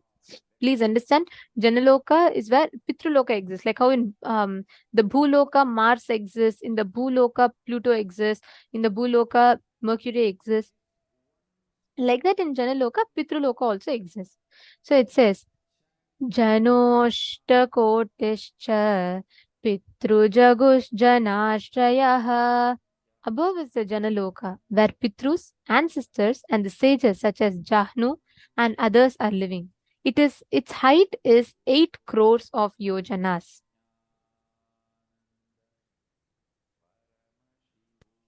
Understand, all these 14 lokas, all these vertical time zones, each of this exists, and only human beings can travel to the 14 lokas. Listen very carefully. This is something that I wanted to share. Only human beings, animals can't travel to 14 lokas. You know why? Only human beings have vertical spinal cord. Only human beings have the spine straight, because of which only human beings can travel to the 14 lokas. Other animals, because most of their life they spend their spinal cord in horizontal manner, they do not have the ability to travel. We have a unique fuel called Ojas. The Ojas, the Kundalini energy, which is fueled by Ojas, takes us to the 14 lokas. And how there are certain vehicles, like for example, airplanes, you can't use normal petrol for them. They have something called as white petrol. That's the fuel for airplanes. Rockets have a completely different fuel. Like that, the fuel for you to travel to the multiverses is Ojas. Ojas is that fuel which gets more and more awakened when you when your Kundalini Shakti gets awakened in you. Ojas is the fuel for us to be able to travel to the higher dimensions. And Swamiji also very beautifully explains in Swargaloka, the Devatas can only do right. Like he can, like for example, Indra has to drink the Somapana, has to enjoy the dance of Ramba, Urvasi, Menaka. He has the freedom only to change probably the steps of their dance or which one to dance. That's all. But he cannot change the dancing or the Somapana. All these he cannot change. And from Swargaloka, there is no direct flight to Kailasa or direct flight to Vaikunta. No. Every time they want to travel, like they want to exist in the, they want to travel to the higher lokas, they need to come to Bhuloka, because only in Bhuloka we have the freedom to choose between right and wrong. You have the freedom to choose wrong or right. It's up to you. That is why in our Puranas, if you see, when Indra does a mistake, he comes to Bhuloka to do the tapas. Understand, all the lower lokas, if you go to the lower lokas, you are bound to only do wrong. Asuras can never do right. By the very flow of its existence, the law of life of the lower lokas is they are bound to do only wrong. The law of life for the higher lokas is they're only bound to do right. They cannot do wrong. Means it's not like by choice. They just don't have that choice. They can only do right. Only Bhuloka is the plane where the individual free will has the power to choose between the right or wrong. Even for someone from Tapoloka to go to Kailasa, they should come to Bhuloka, and from Bhuloka, they should go to Kailasa. From someone from Janaloka to go to Tapoloka, they should come to Bhuloka and then go to Tapoloka. That, like how we have these flights, right? We have these, what do you say? The layoffs. In between, we have the layover, right? So you come to one place, you have the layover, and then you connecting flight. So you go to the other, you continue your journey. Like that, sometimes these layovers are a choice when we fly, but for people in the vertical time zones, it is a must. They have to come and they have a layover and then they go to higher lokas. This is the law of how it functions. How many of you have seen that, like, for example, this is the linga worshipped by Devi. This is the place where Indra came and did penance. How many of you have heard of these? Indra came and worshipped here. This is where Devi worshipped. This is where this person worshipped. Like where Brahma came and worshipped. We hear these, right? We go to those temples. You see these places. Why are there so many places where gods and goddesses came down and did penance? Because only in Bhuloka that this is the connecting airport for every flight to any other loka.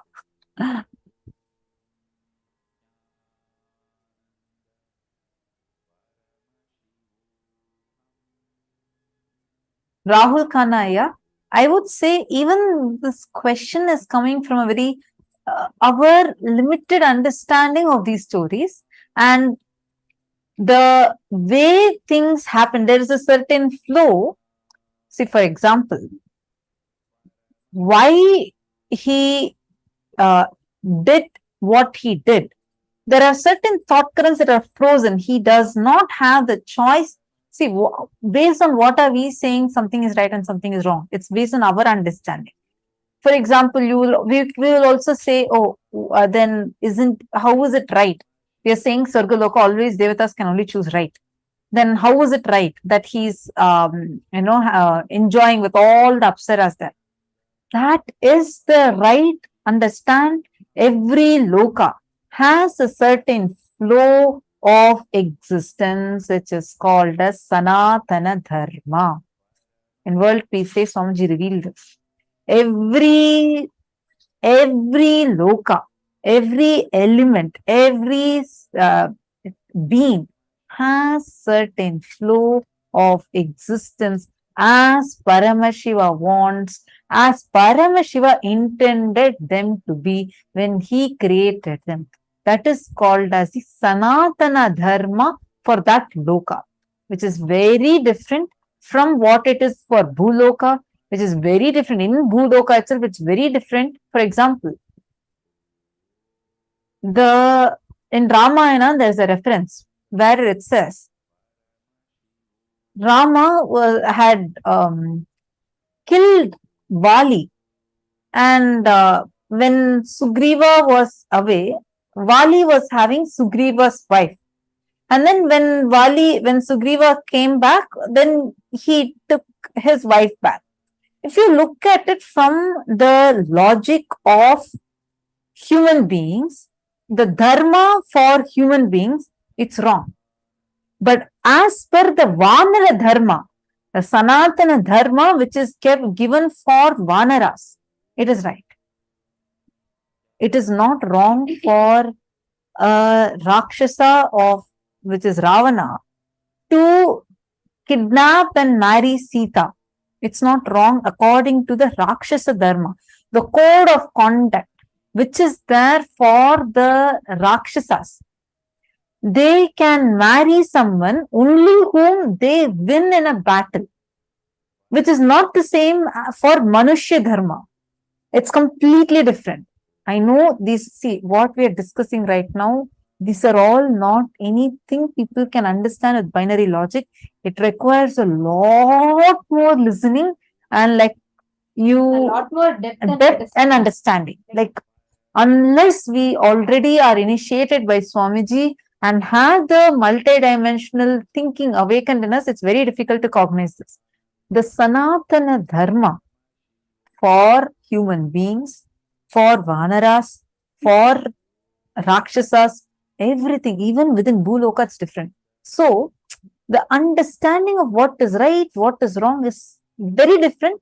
We need to understand it contextually. So, for right now, let's just understand this much, because that is why Rama cannot kill Ravana just because he kidnapped Sita. You're understanding?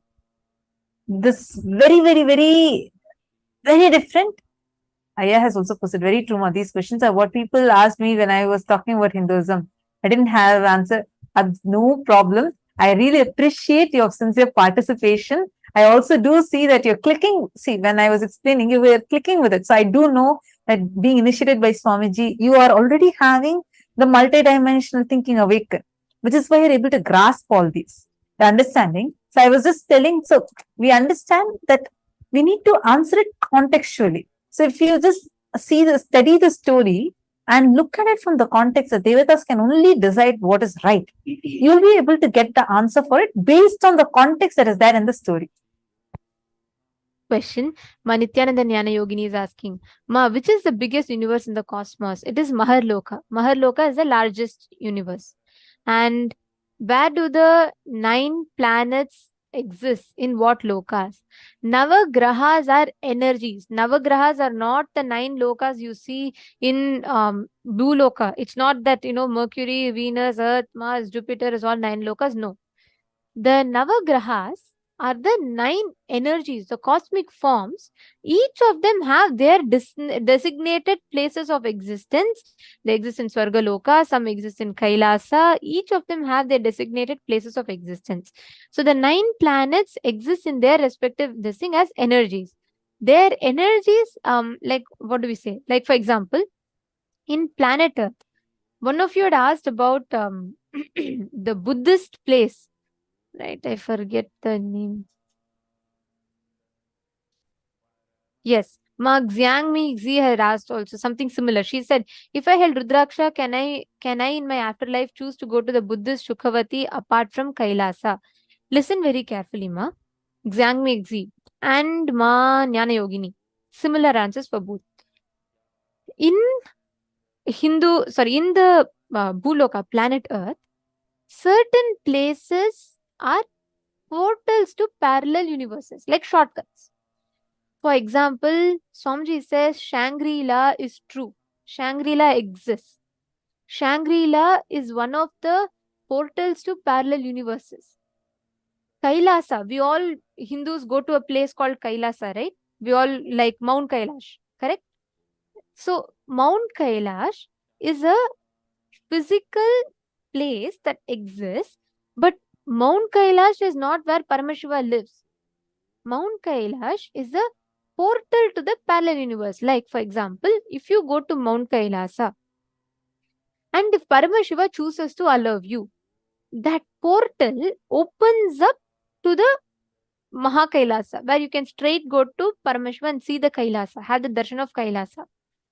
So, each place is a portal to a certain parallel universe. For example, if you go to Venkatachalam, Tirupati, you literally like a wormhole will open up for you to go to Vaikunta. So each of them exists and acts as an airport for you to travel to a certain lokas.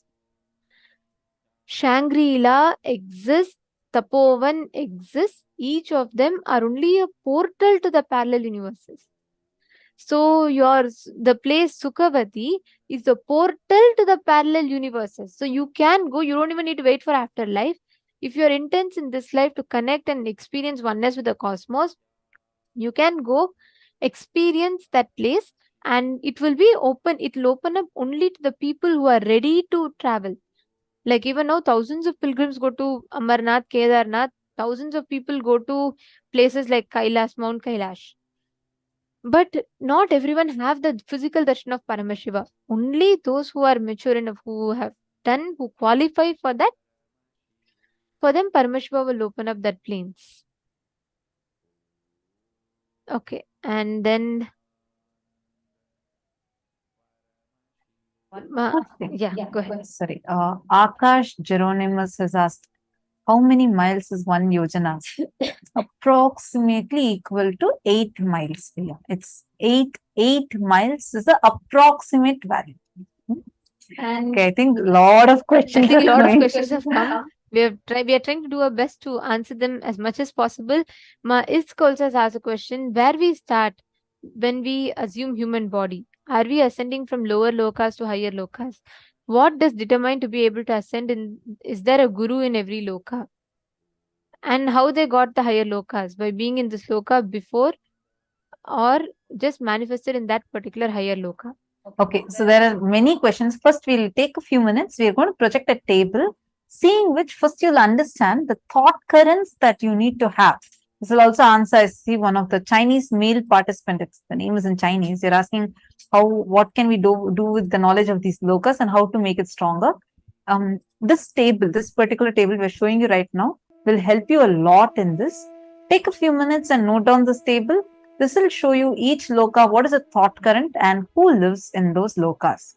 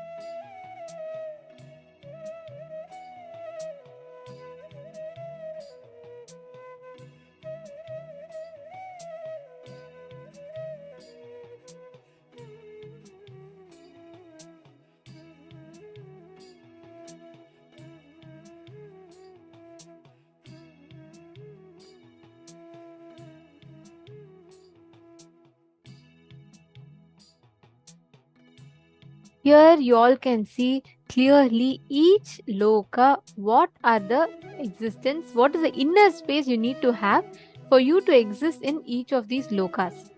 Right? Now, all of you listen very carefully. The parallel universe existence of you gets strengthened, empowered. Which you want to empower is like a conscious freedom and choice that you have. Now, this will provide a very beautiful understanding. I think we have had like a lot of time with question answers. Almost 1 hour has passed, and I still see so many people asking questions. So we will do our best to answer all of your questions through the day. Okay, so through the day, you all can ask different questions. Each of you can ask your questions through the day, because as we learn more, we'll get more answers. So don't worry, I still see many questions, and it's really nice to see all of your participation. I do want to keep answering more and more because so many questions are coming. Keep listening, as and when you have questions, feel free to ask. And after the session, also, if you still have the same question, you can top up your question.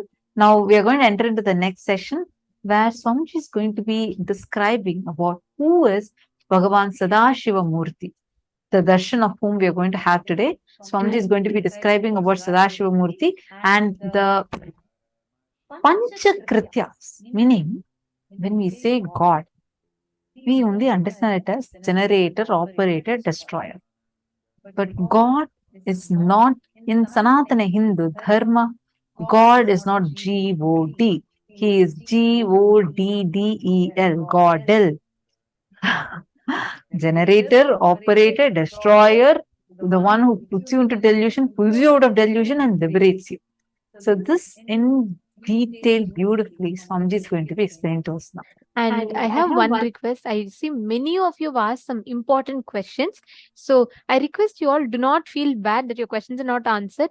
Please do save your questions, which means you can copy paste it somewhere.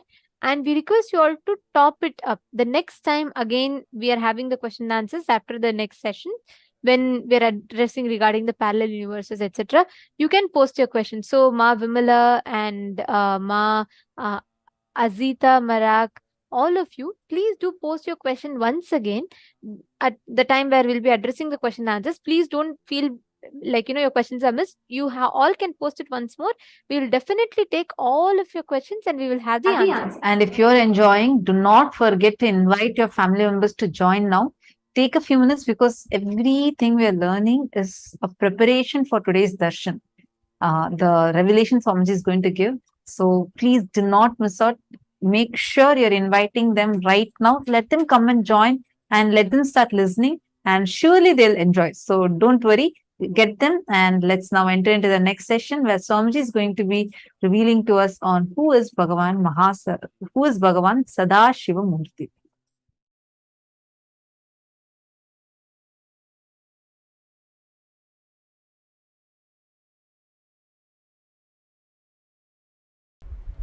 Without realizing your astitva, perception is incomplete expression of the experience.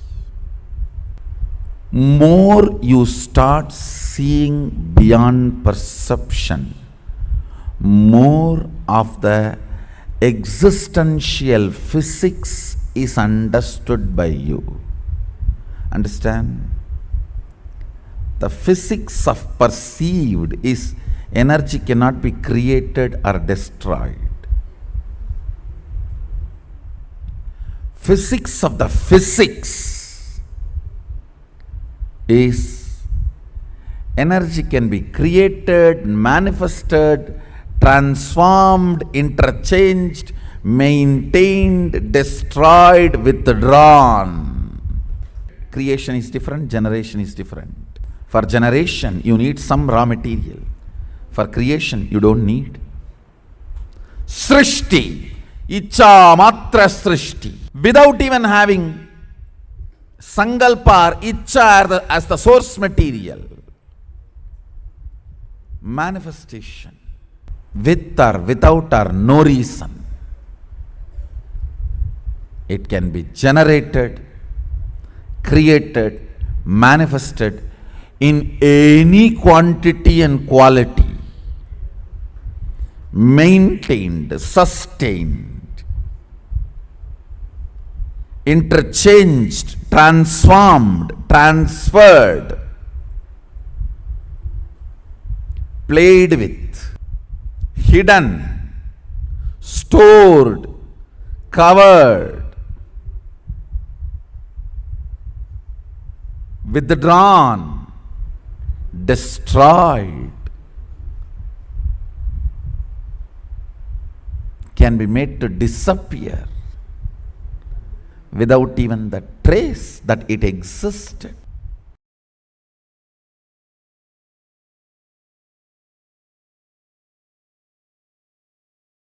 Understand these two principles. How to transform your death into rejuvenation, and how to transform your delusion into liberation, pulling out of the delusion.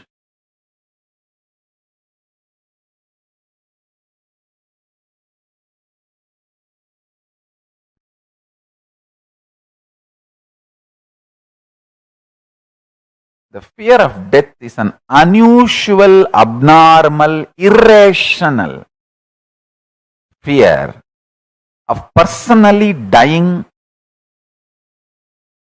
or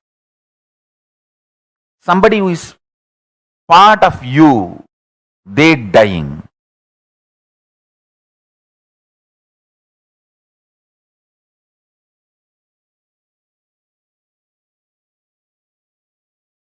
Understand this too, you will realize your Sadashivatva. Creation, sustenance, rejuvenation, getting out of delusion and liberation. Srishti, Sthiti, Samhara, Trobhava, Anugraha. All these five will become your powers.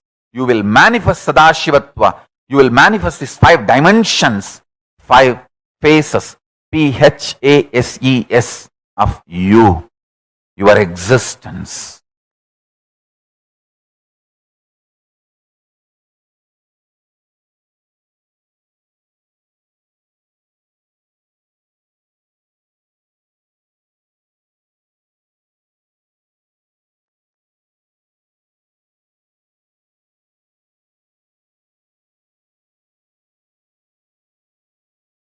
I tell you,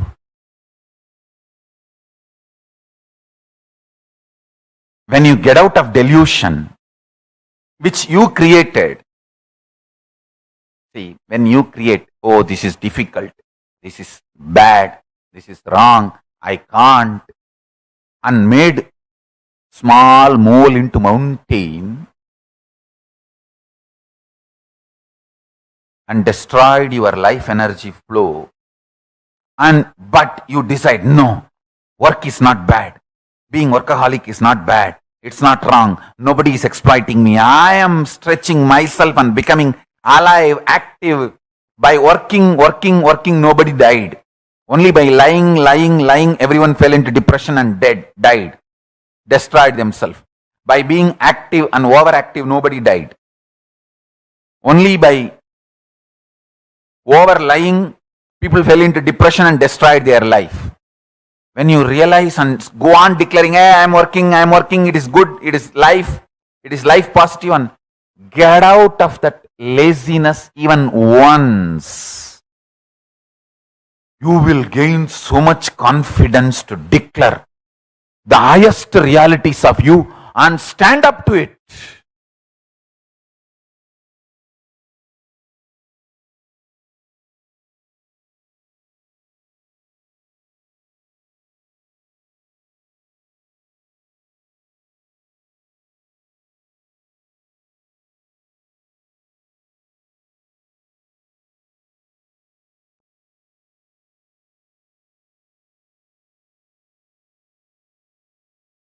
once I got addicted to this hotel coffee.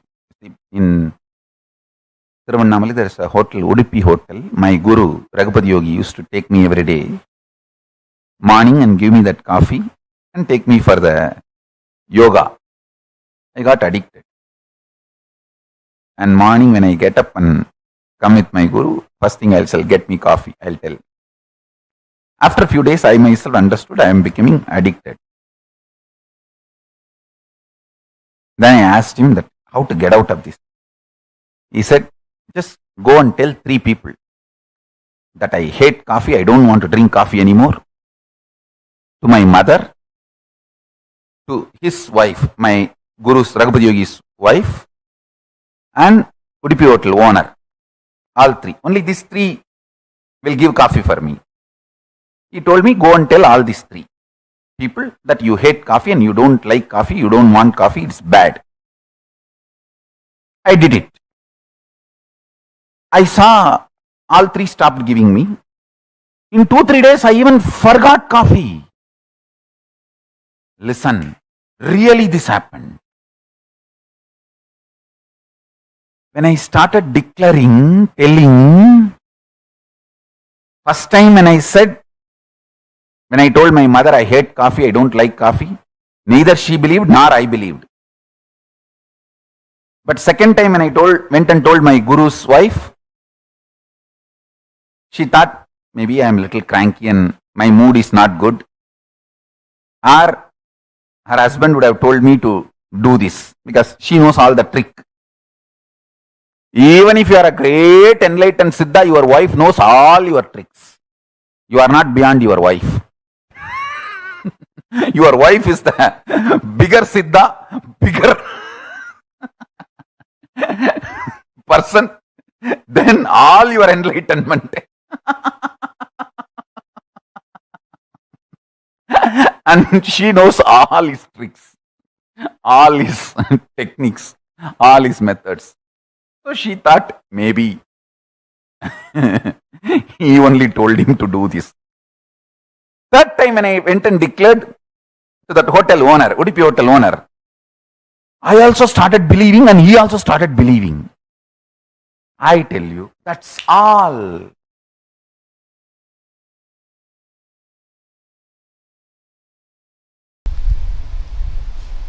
Creation, operation, rejuvenation, delusion, liberation. Please understand, Supreme cannot be just God, generator, operator, destroyer. Please understand, the Supreme as per Sanatana Hindu Dharma, Bhagavān, Brahman, Sadashiva cannot be translated by the word God. The Western definition of God is generator, operator, destroyer. Only 3 aspects. The Hindu understanding of supreme reality is generator, operator, destroyer, deluder, and liberator.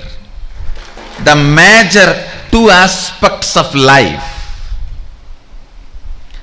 unfortunately was never grasped anywhere else other than this Saraswati Ganges civilization. Only the Saraswati Ganges civilization understood the world beyond seen. If you don't understand delusion, you can't understand beyond the 4 dimensions. You can't understand reality in its completion. God is not Sadashiva. Maybe I can contribute a new word, Godel. Godel. So Godel should be the word, not God. God is not Sadashiva. Sadashiva, Brahman, Bhagavān, all these words used in the Brahman used in Upanishad, Bhagavān used in Puranas, Sadashiva used in Agamas cannot be translated as God, God, used in Western theologies. Understand?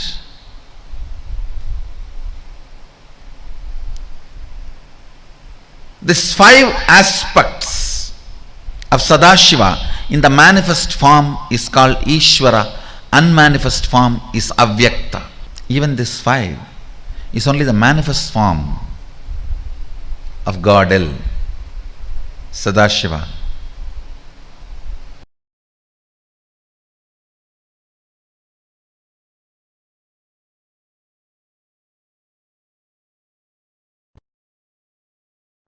Paramashiva's message directly from Sri KAILASA.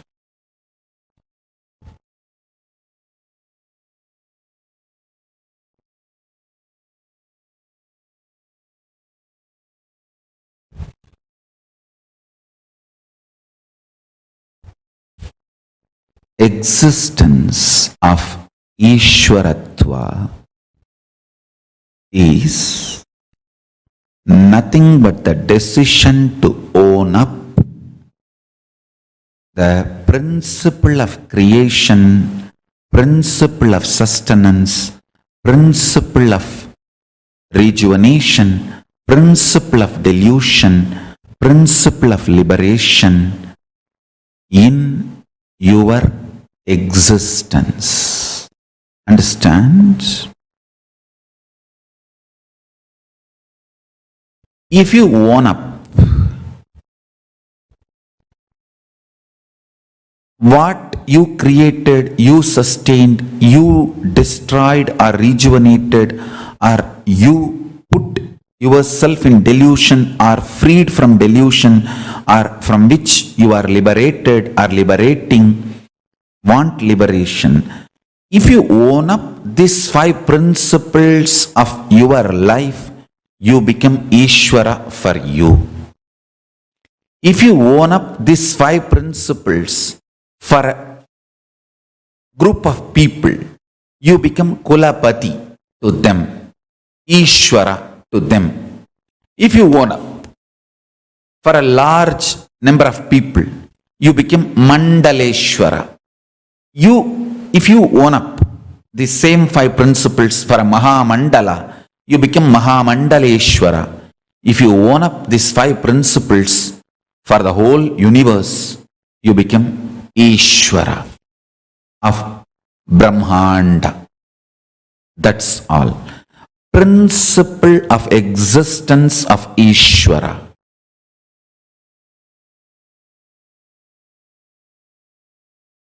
I'll tell you.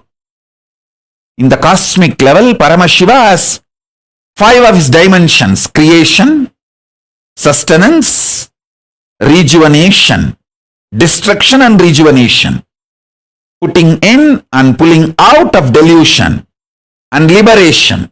All these 5. In your microcosmic life, in your Pindanda microcosmic level, you play the same game. Every day, the new cells getting created, new organs getting manifested in your body is your creation. All of you need to know. Including your brain, everything gets newly created. New cells are created every minute, every second.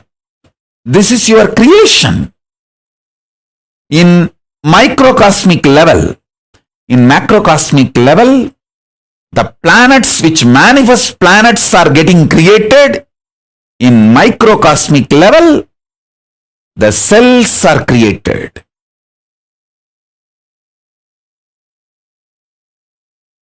In the macrocosmic level, whatever is created is continuously getting sustained in microcosmic level. The body you create is getting sustained. The life you manifest is getting sustained by you.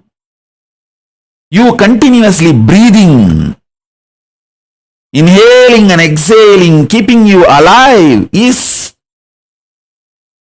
sustenance, maintenance in microcosmic level. In the macrocosmic level, destruction, rejuvenation, samhara is black holes swallowing big bangs. In the microcosmic level, the old cells getting killed and new cells getting formed is rejuvenation, samhara. In your body, in your microcosmic level, pindanda level. Same way, in the brahmanda level, the delusion is cosmos creating deluges, pralayas to rejuvenate itself, clean itself. I told you, this year, not just corona, there are so many other natural calamities.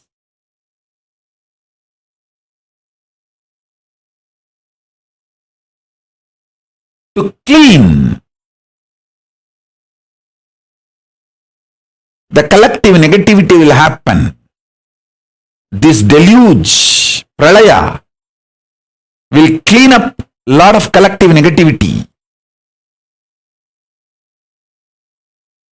You can see the heat wave all over the world. All the Panchabhutas playing and aligning itself. In the cosmic level, this is the delusion, throbhava going on. In the macrocosm, pindanda level, you forgetting your existence as Paramashiva, higher reality, falling into the nightmares and going through, is the small scale throbhava. Delusion in the pindanda, microcosmic level you go through. In the cosmic level, Brahmanda level, liberation, anugraha is Paramashiva himself manifesting as this Nijavadara Nithyananda and making this Kailasa happen.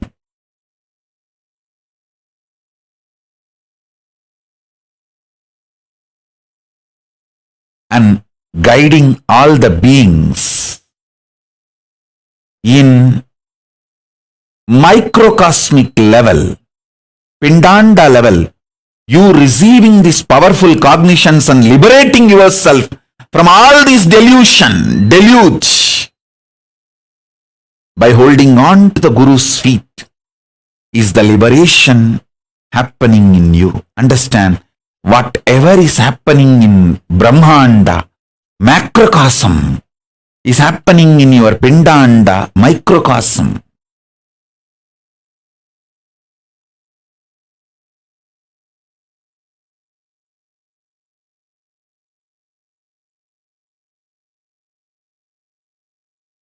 So don't worry about your delusions. Don't be powerless about it. Don't try to work with the facts and figures externally. Don't try to work with the seen. Work on the seer.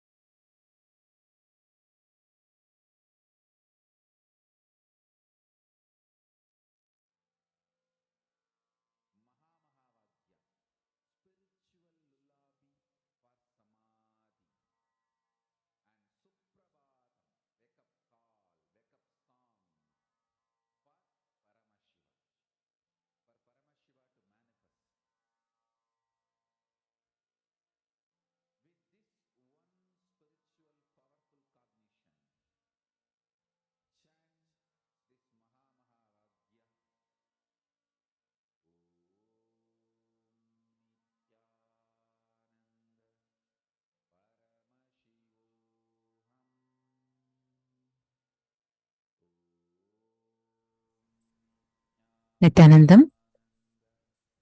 Now, let us all prepare ourselves to experience a very, very powerful process, a meditation process to experience and manifest Bhagavān Sadashiva Murti. Swamiji himself is now going to be conducting this process for us. Please sit straight, and Swamiji is going to be chanting the mantra of each of the faces of Bhagavān Sadashiva Murti, and we were going to be experiencing those dimensions in us. Let us now get ready for the process. Please sit straight.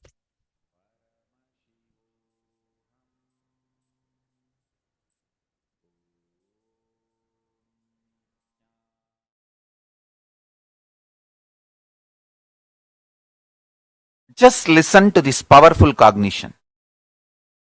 Paramashiva exists with an individual, independent identity with unimaginable form, formlessness, and the pure beauty.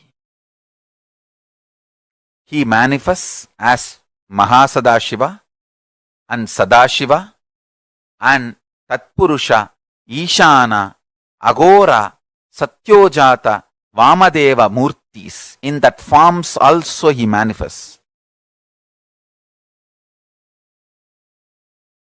Pray to each one of them. Connect with each one of them. And I commit with you. They have blessed. I tell you the truth. They have blessed me. And they have authorized me to share the knowledge about them and introduce them to all of you and initiate all of you into the connection with them. So now, I am directly connecting all of you with them, one by one. First, I'll start with Satyojata Murti. Meditate on them. Don't close your eyes. Keep your eyes open. See how they look. This is the Archavatara Murti of Satyojata Murti. I'll chant the mantra. I'll connect you one by one with all the 7 forms. Satyojatam, Vamadevam, Tatpurusham, Ishanam, Agoram, Sadashivam, Mahasadashivam. Of course, Paramashiva. I'll connect you with all the Murtis one by one. Connect you ultimately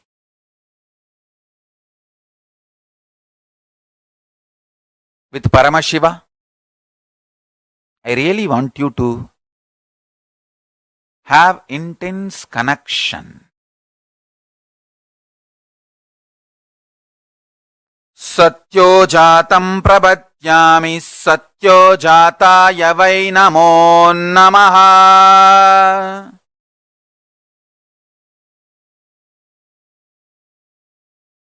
Satyojatam prabhatyami satyojataya vai namo namaha.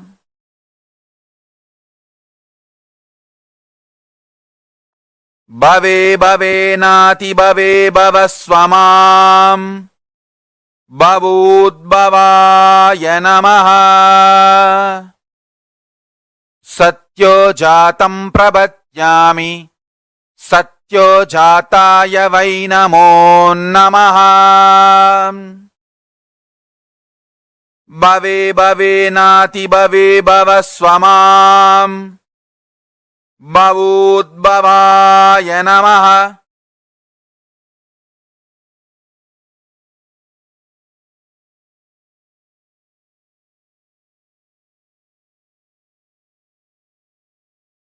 Satyojatam prabhatyami satyojataya vai namo namaha.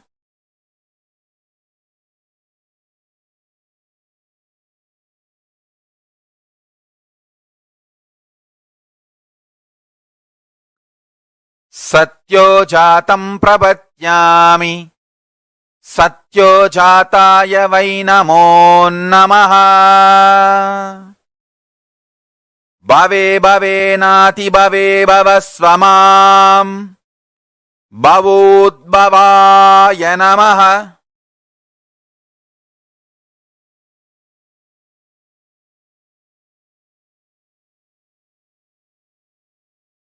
देवाय नमो ज्येष्ठाय नमः श्रेष्ठाय नमो रुद्राय नमः कालाय नमः कलविकरणाय नमो बलाय नमो बलविकरणाय नमो बलप्रमथनाय नमः सर्वभूतदमनाय नमो मनोन्मनाय नमः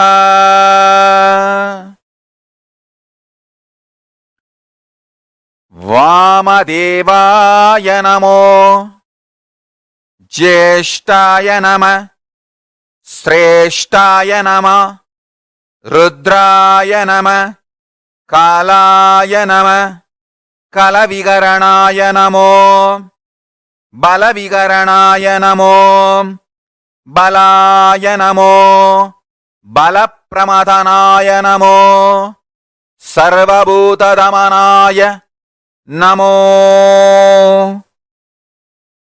मनोन्मनाय नमः ॐ नित्यानन्द परमशिवोऽहम् वामदेवाय नमो ज्येष्ठाय नमः श्रेष्ठाय नमः रुद्राय नमः कालाय नमः कलविकरणाय नमो बलाय नमो बलविकरणाय नमो बलप्रमथनाय नमः सर्वभूतदमनाय नमो मनोन्मनाय नमः अघोरमूर्ति अघोरेभ्यो तघोरेभ्यो घोरघोरधरेभ्यः सर्वेभ्यः सर्वसर्वेभ्यो नमस्ते अस्तु रुद्ररूपेभ्यः अघोरेभ्यो तघोरेभ्यो घोरघोरधरेभ्यः अघोरेभ्यो तघोरेभ्यो अघोरघोरधरेभ्यः सर्वतः सर्वसर्वेभ्यो नमस्ते रुद्ररूपेभ्यः ॐ ॐ ॐ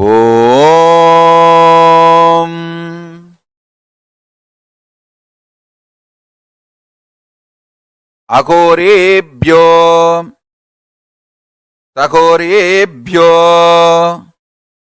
अघोरघोरधरेभ्यः सर्वतः सर्वसर्वेभ्यो नमस्ते रुद्ररूपेभ्यः अघोरेभ्यो तघोरेभ्यो अघोरघोरधरेभ्यः सर्वतः सर्वसर्वेभ्यो नमस्ते रुद्ररूपेभ्यः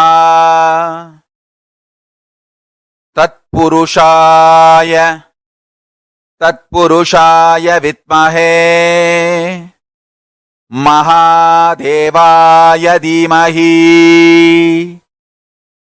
तन्नो रुद्र प्रचोदयात् तत्पुरुषाय विद्महे महादेवाय धीमहि तन्नो रुद्र प्रचोदयात्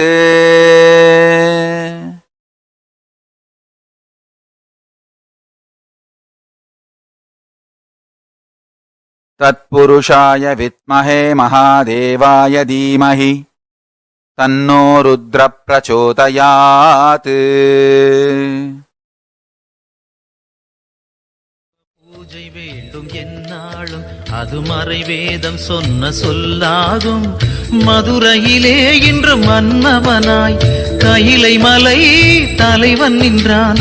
தனக்கென தானே ஆலயம் கண்டு தனையே பணிந்தான் சிவபெருமான். பொன்னே தந்தாலும் பொருளே வந்தாலும் இறைவனை மறப்பது சரியாகுமா?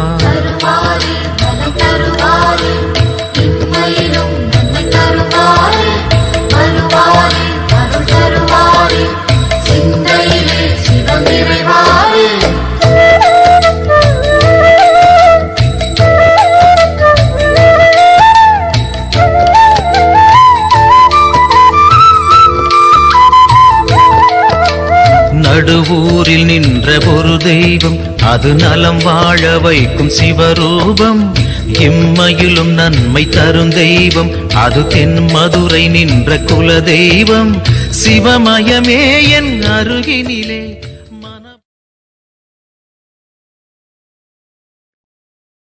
ஈசானः சர்வவித்யானாம் ஈஸ்வரः சர்வபூதானாம் ब्रह्माधिपति ब्रह्मणोऽधिपति ब्रह्मा शिवो मे अस्तु सदाशिवो। ईशानः सर्वविद्यानाम् ईश्वरः सर्वभूतानाम् ब्रह्माधिपति ब्रह्मणोऽधिपति ब्रह्मा शिवो मे अस्तु स एव सदाशिव ॐ सदाशिव ॐ सदाशिव ॐ।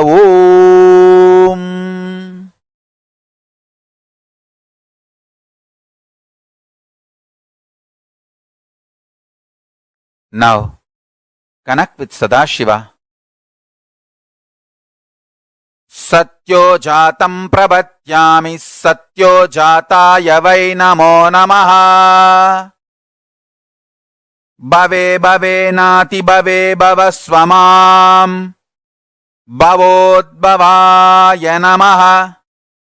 वामदेवाय नमो ज्येष्ठाय नमः श्रेष्ठाय नमो कालाय नमः कलविकरणाय नमो बलविकरणाय नमो बलाय नमो बलप्रमदनाय नमः सर्वभूतदमनाय मनोन्मनाय नमः।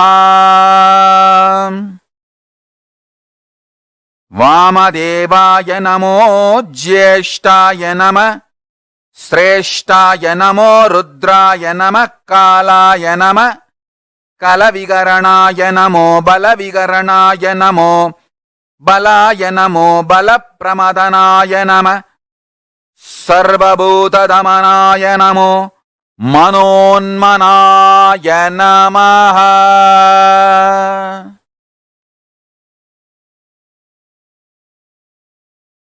अघोरेभ्योऽतघोरेभ्यो घोरघोरतरेभ्यः सर्वेभ्यो सर्वसर्वेभ्यो नमस्ते अस्तु रुद्ररूपेभ्यः। तत्पुरुषाय विद्महे महादेवाय धीमहि तन्नो रुद्र प्रचोदयात्।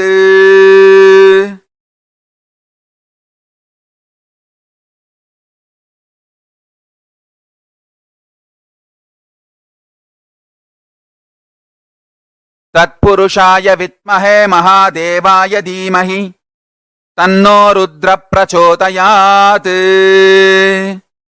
अघोरेभ्योऽतघोरेभ्यो घोरघोरतरेभ्यः सर्वेभ्यो सर्वसर्वेभ्यो नमस्ते अस्तु रुद्ररूपेभ्यः। तत्पुरुषाय विद्महे महादेवाय धीमहि तन्नो रुद्र प्रचोदयात्। ईशानः सर्वविद्यानाम् ईश्वरः सर्वभूतानाम् ब्रह्माधिपति ब्रह्मणोऽधिपतिर् ब्रह्मा शिवो मे अस्तु सदाशिवो।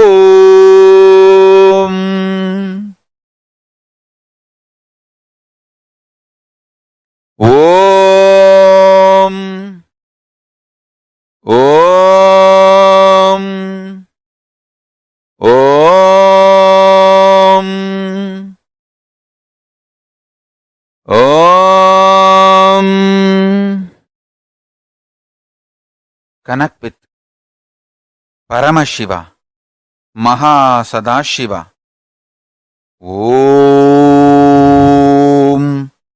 Nithyananda Paramashivoham.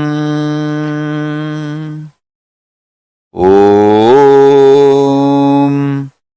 Nithyananda Paramashivoham. Om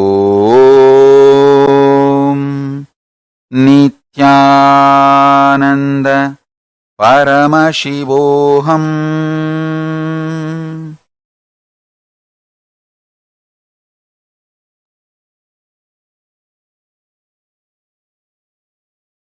Shrunuta brahmanas sarve guhyat guhyataram param.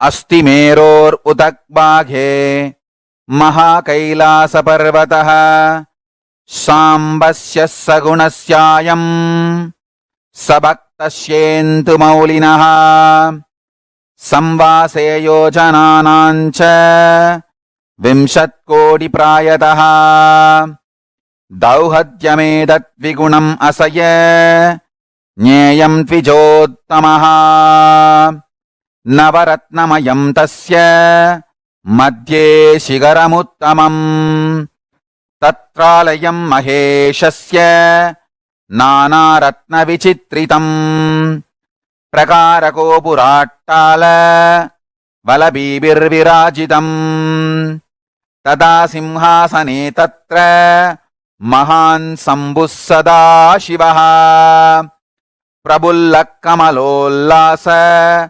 पञ्चविंशन्मुखज्वलः धृतनानायुयोद्भासी पञ्चाशत्करमण्डितः प्रबुल्लरक्ताम्बुजाट्ट श्रीनाभ्यां श्रीयुगपाज्वलः विचित्ररत्नकसितः भूषणैरभिभूषितः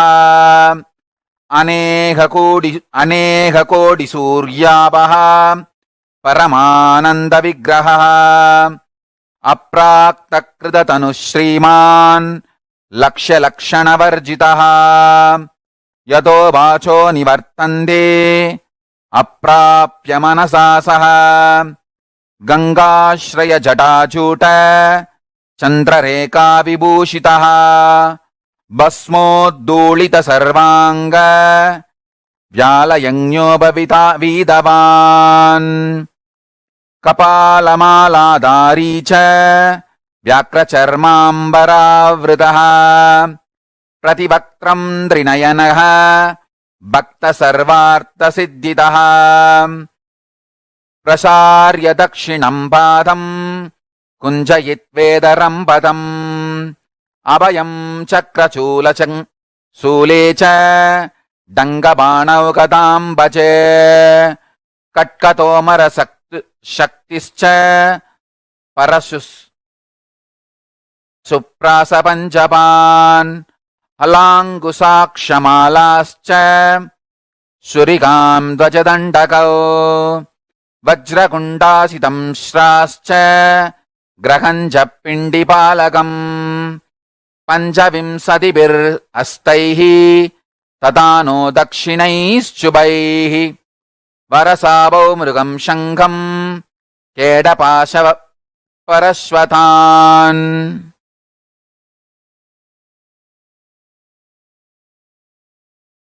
मुत्करं डमरुं गण्डां रुद्रवीणां च पुस्तकम् कपालमुण्डकट्वाङ्ग कुशुण्डीपरिधानभिः बालं भट्टसंवेत्रं कमण्डलूहुदासनौ कर्तरीं मुसलं पिच्छं पिप्रत्वामैस्तथा करैः महान् सदाशिवस्योऽयं Rajati tatra parvati.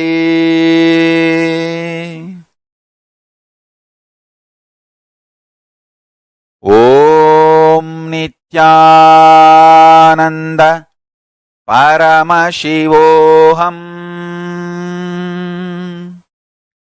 Om Nithyananda Paramashivoham. Om Nithyananda Paramashivoham.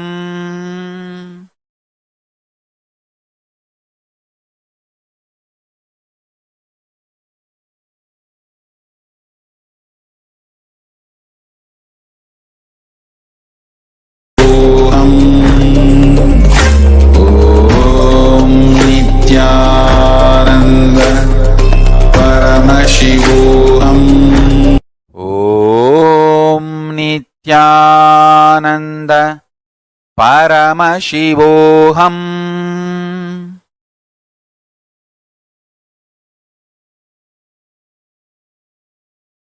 Om Nithyananda Paramashivoham.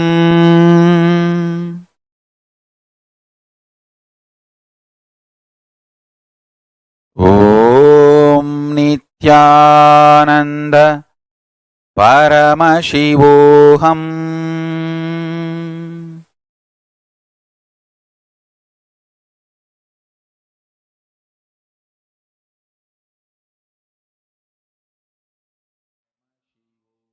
Sadashiva is the manifestation of Paramashiva through which he performs the Panchakrityas of the cosmos. Swamiji very beautifully revealed in this session, right? Satyojata, Vamadeva, Aghora, Ishana, and Tatpurusha. Each of these phases of Paramashiva performs the Panchakrityas. The Western concept of God, as Swamiji beautifully explained, is only generation, operation, and destruction. It ends with that. Because the idea, the conceptualization of God is very, very limited. And the existence in Hinduism, we have no gods, we have godels.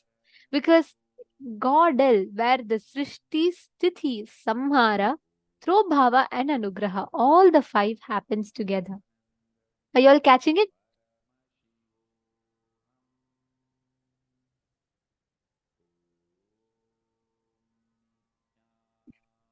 Ma, Vimala is asking if all the deities are beings in the higher dimensions, then whom do we refer as Devam? It's the same. See, Ma, for example, the being of Parandhama, the consciousness of Parandhama, through the being of Mahavishnu, embodies in the Nijavatara as Venkateshwara. Understand, the consciousness of the deity, the consciousness is formless, like pure. Paramashiva, the consciousness of Paramashiva is absolute formlessness. The consciousness of Paramashiva manifests through the being of Sadashiva in the embodied form as that particular avatar. For example, the consciousness of Parandhama through the being of Mahavishnu embodies himself as Krishna. So what we connect to are all the same. That's why we say all the deities lead to the same truth.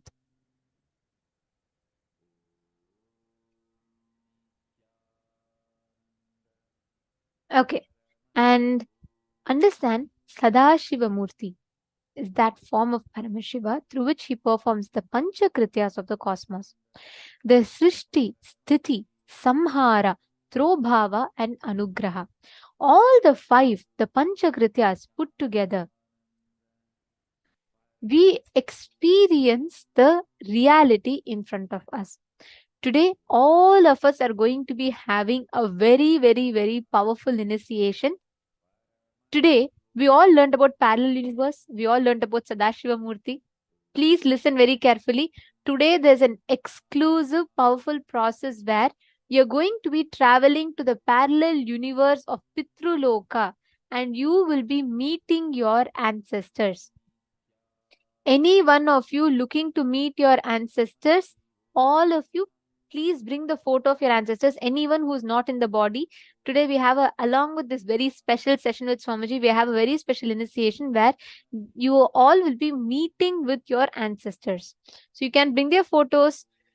If any of your friends have, like, they have a near and dear one that they just recently they passed away and they're really missing, don't worry, invite them. And this powerful initiation today, they will literally be traveling to Janaloka. And remember, Janaloka is higher up, even above Swargaloka. So they're going to be going. So we're all going to be going to the second parallel universe, and we're going to be meeting our ancestors. Okay, now all of us learnt about Sadashiva Murti, correct?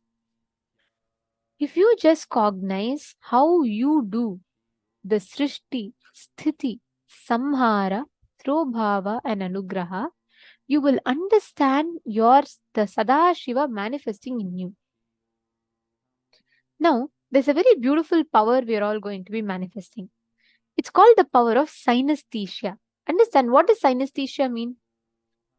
Synesthesia means where you use more than one sense to perceive the reality. Let's say, for example, now you're all seeing. You're perceiving me through two senses, correct? You're seeing and you're hearing. Now, you can listen very carefully. You can not just hear the sounds, you can also taste the sounds. You can taste the colors. This power of synesthesia is where you experience that whole completion and breakthrough, where you are able to see, feel, experience the different things through all your senses.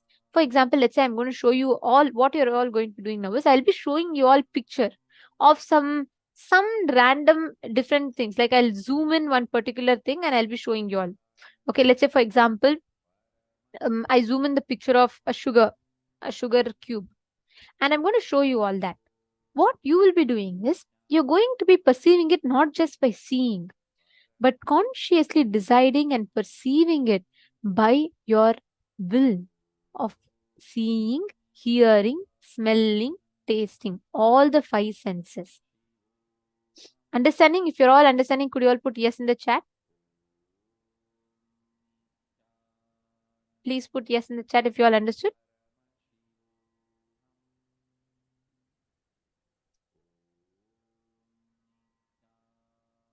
Perfect. Okay, great. Ma Virupaksha, I think you are saying no sound, ma. Everyone else is hearing, I guess. Is there some audio issue on your side? Could you check? Others are all hearing. Okay. All right. So now listen very carefully. You're going to just sit as Sadashiva. You're going to manifest the space of Sadashiva. Sit and intensely connect and manifest. Okay, ready? Shall we all start? I'm going to be projecting the first picture for all of you. You're all going to be connecting and identifying what exactly is this. You're going to be describing the smell, the taste of it, and if you touch it, how it will feel. All of this you all can type, scan through the third eye, and connect intensely, chant the Mahavakya. Nithyananda Paramashivoham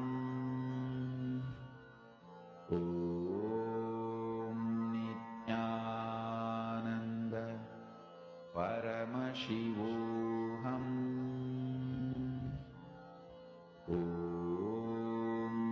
Nithyananda Paramashivoham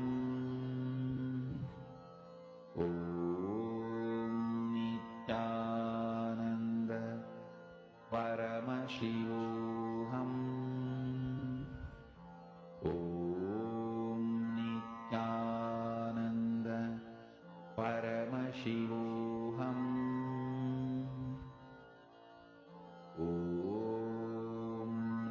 Nithyananda Paramashivoham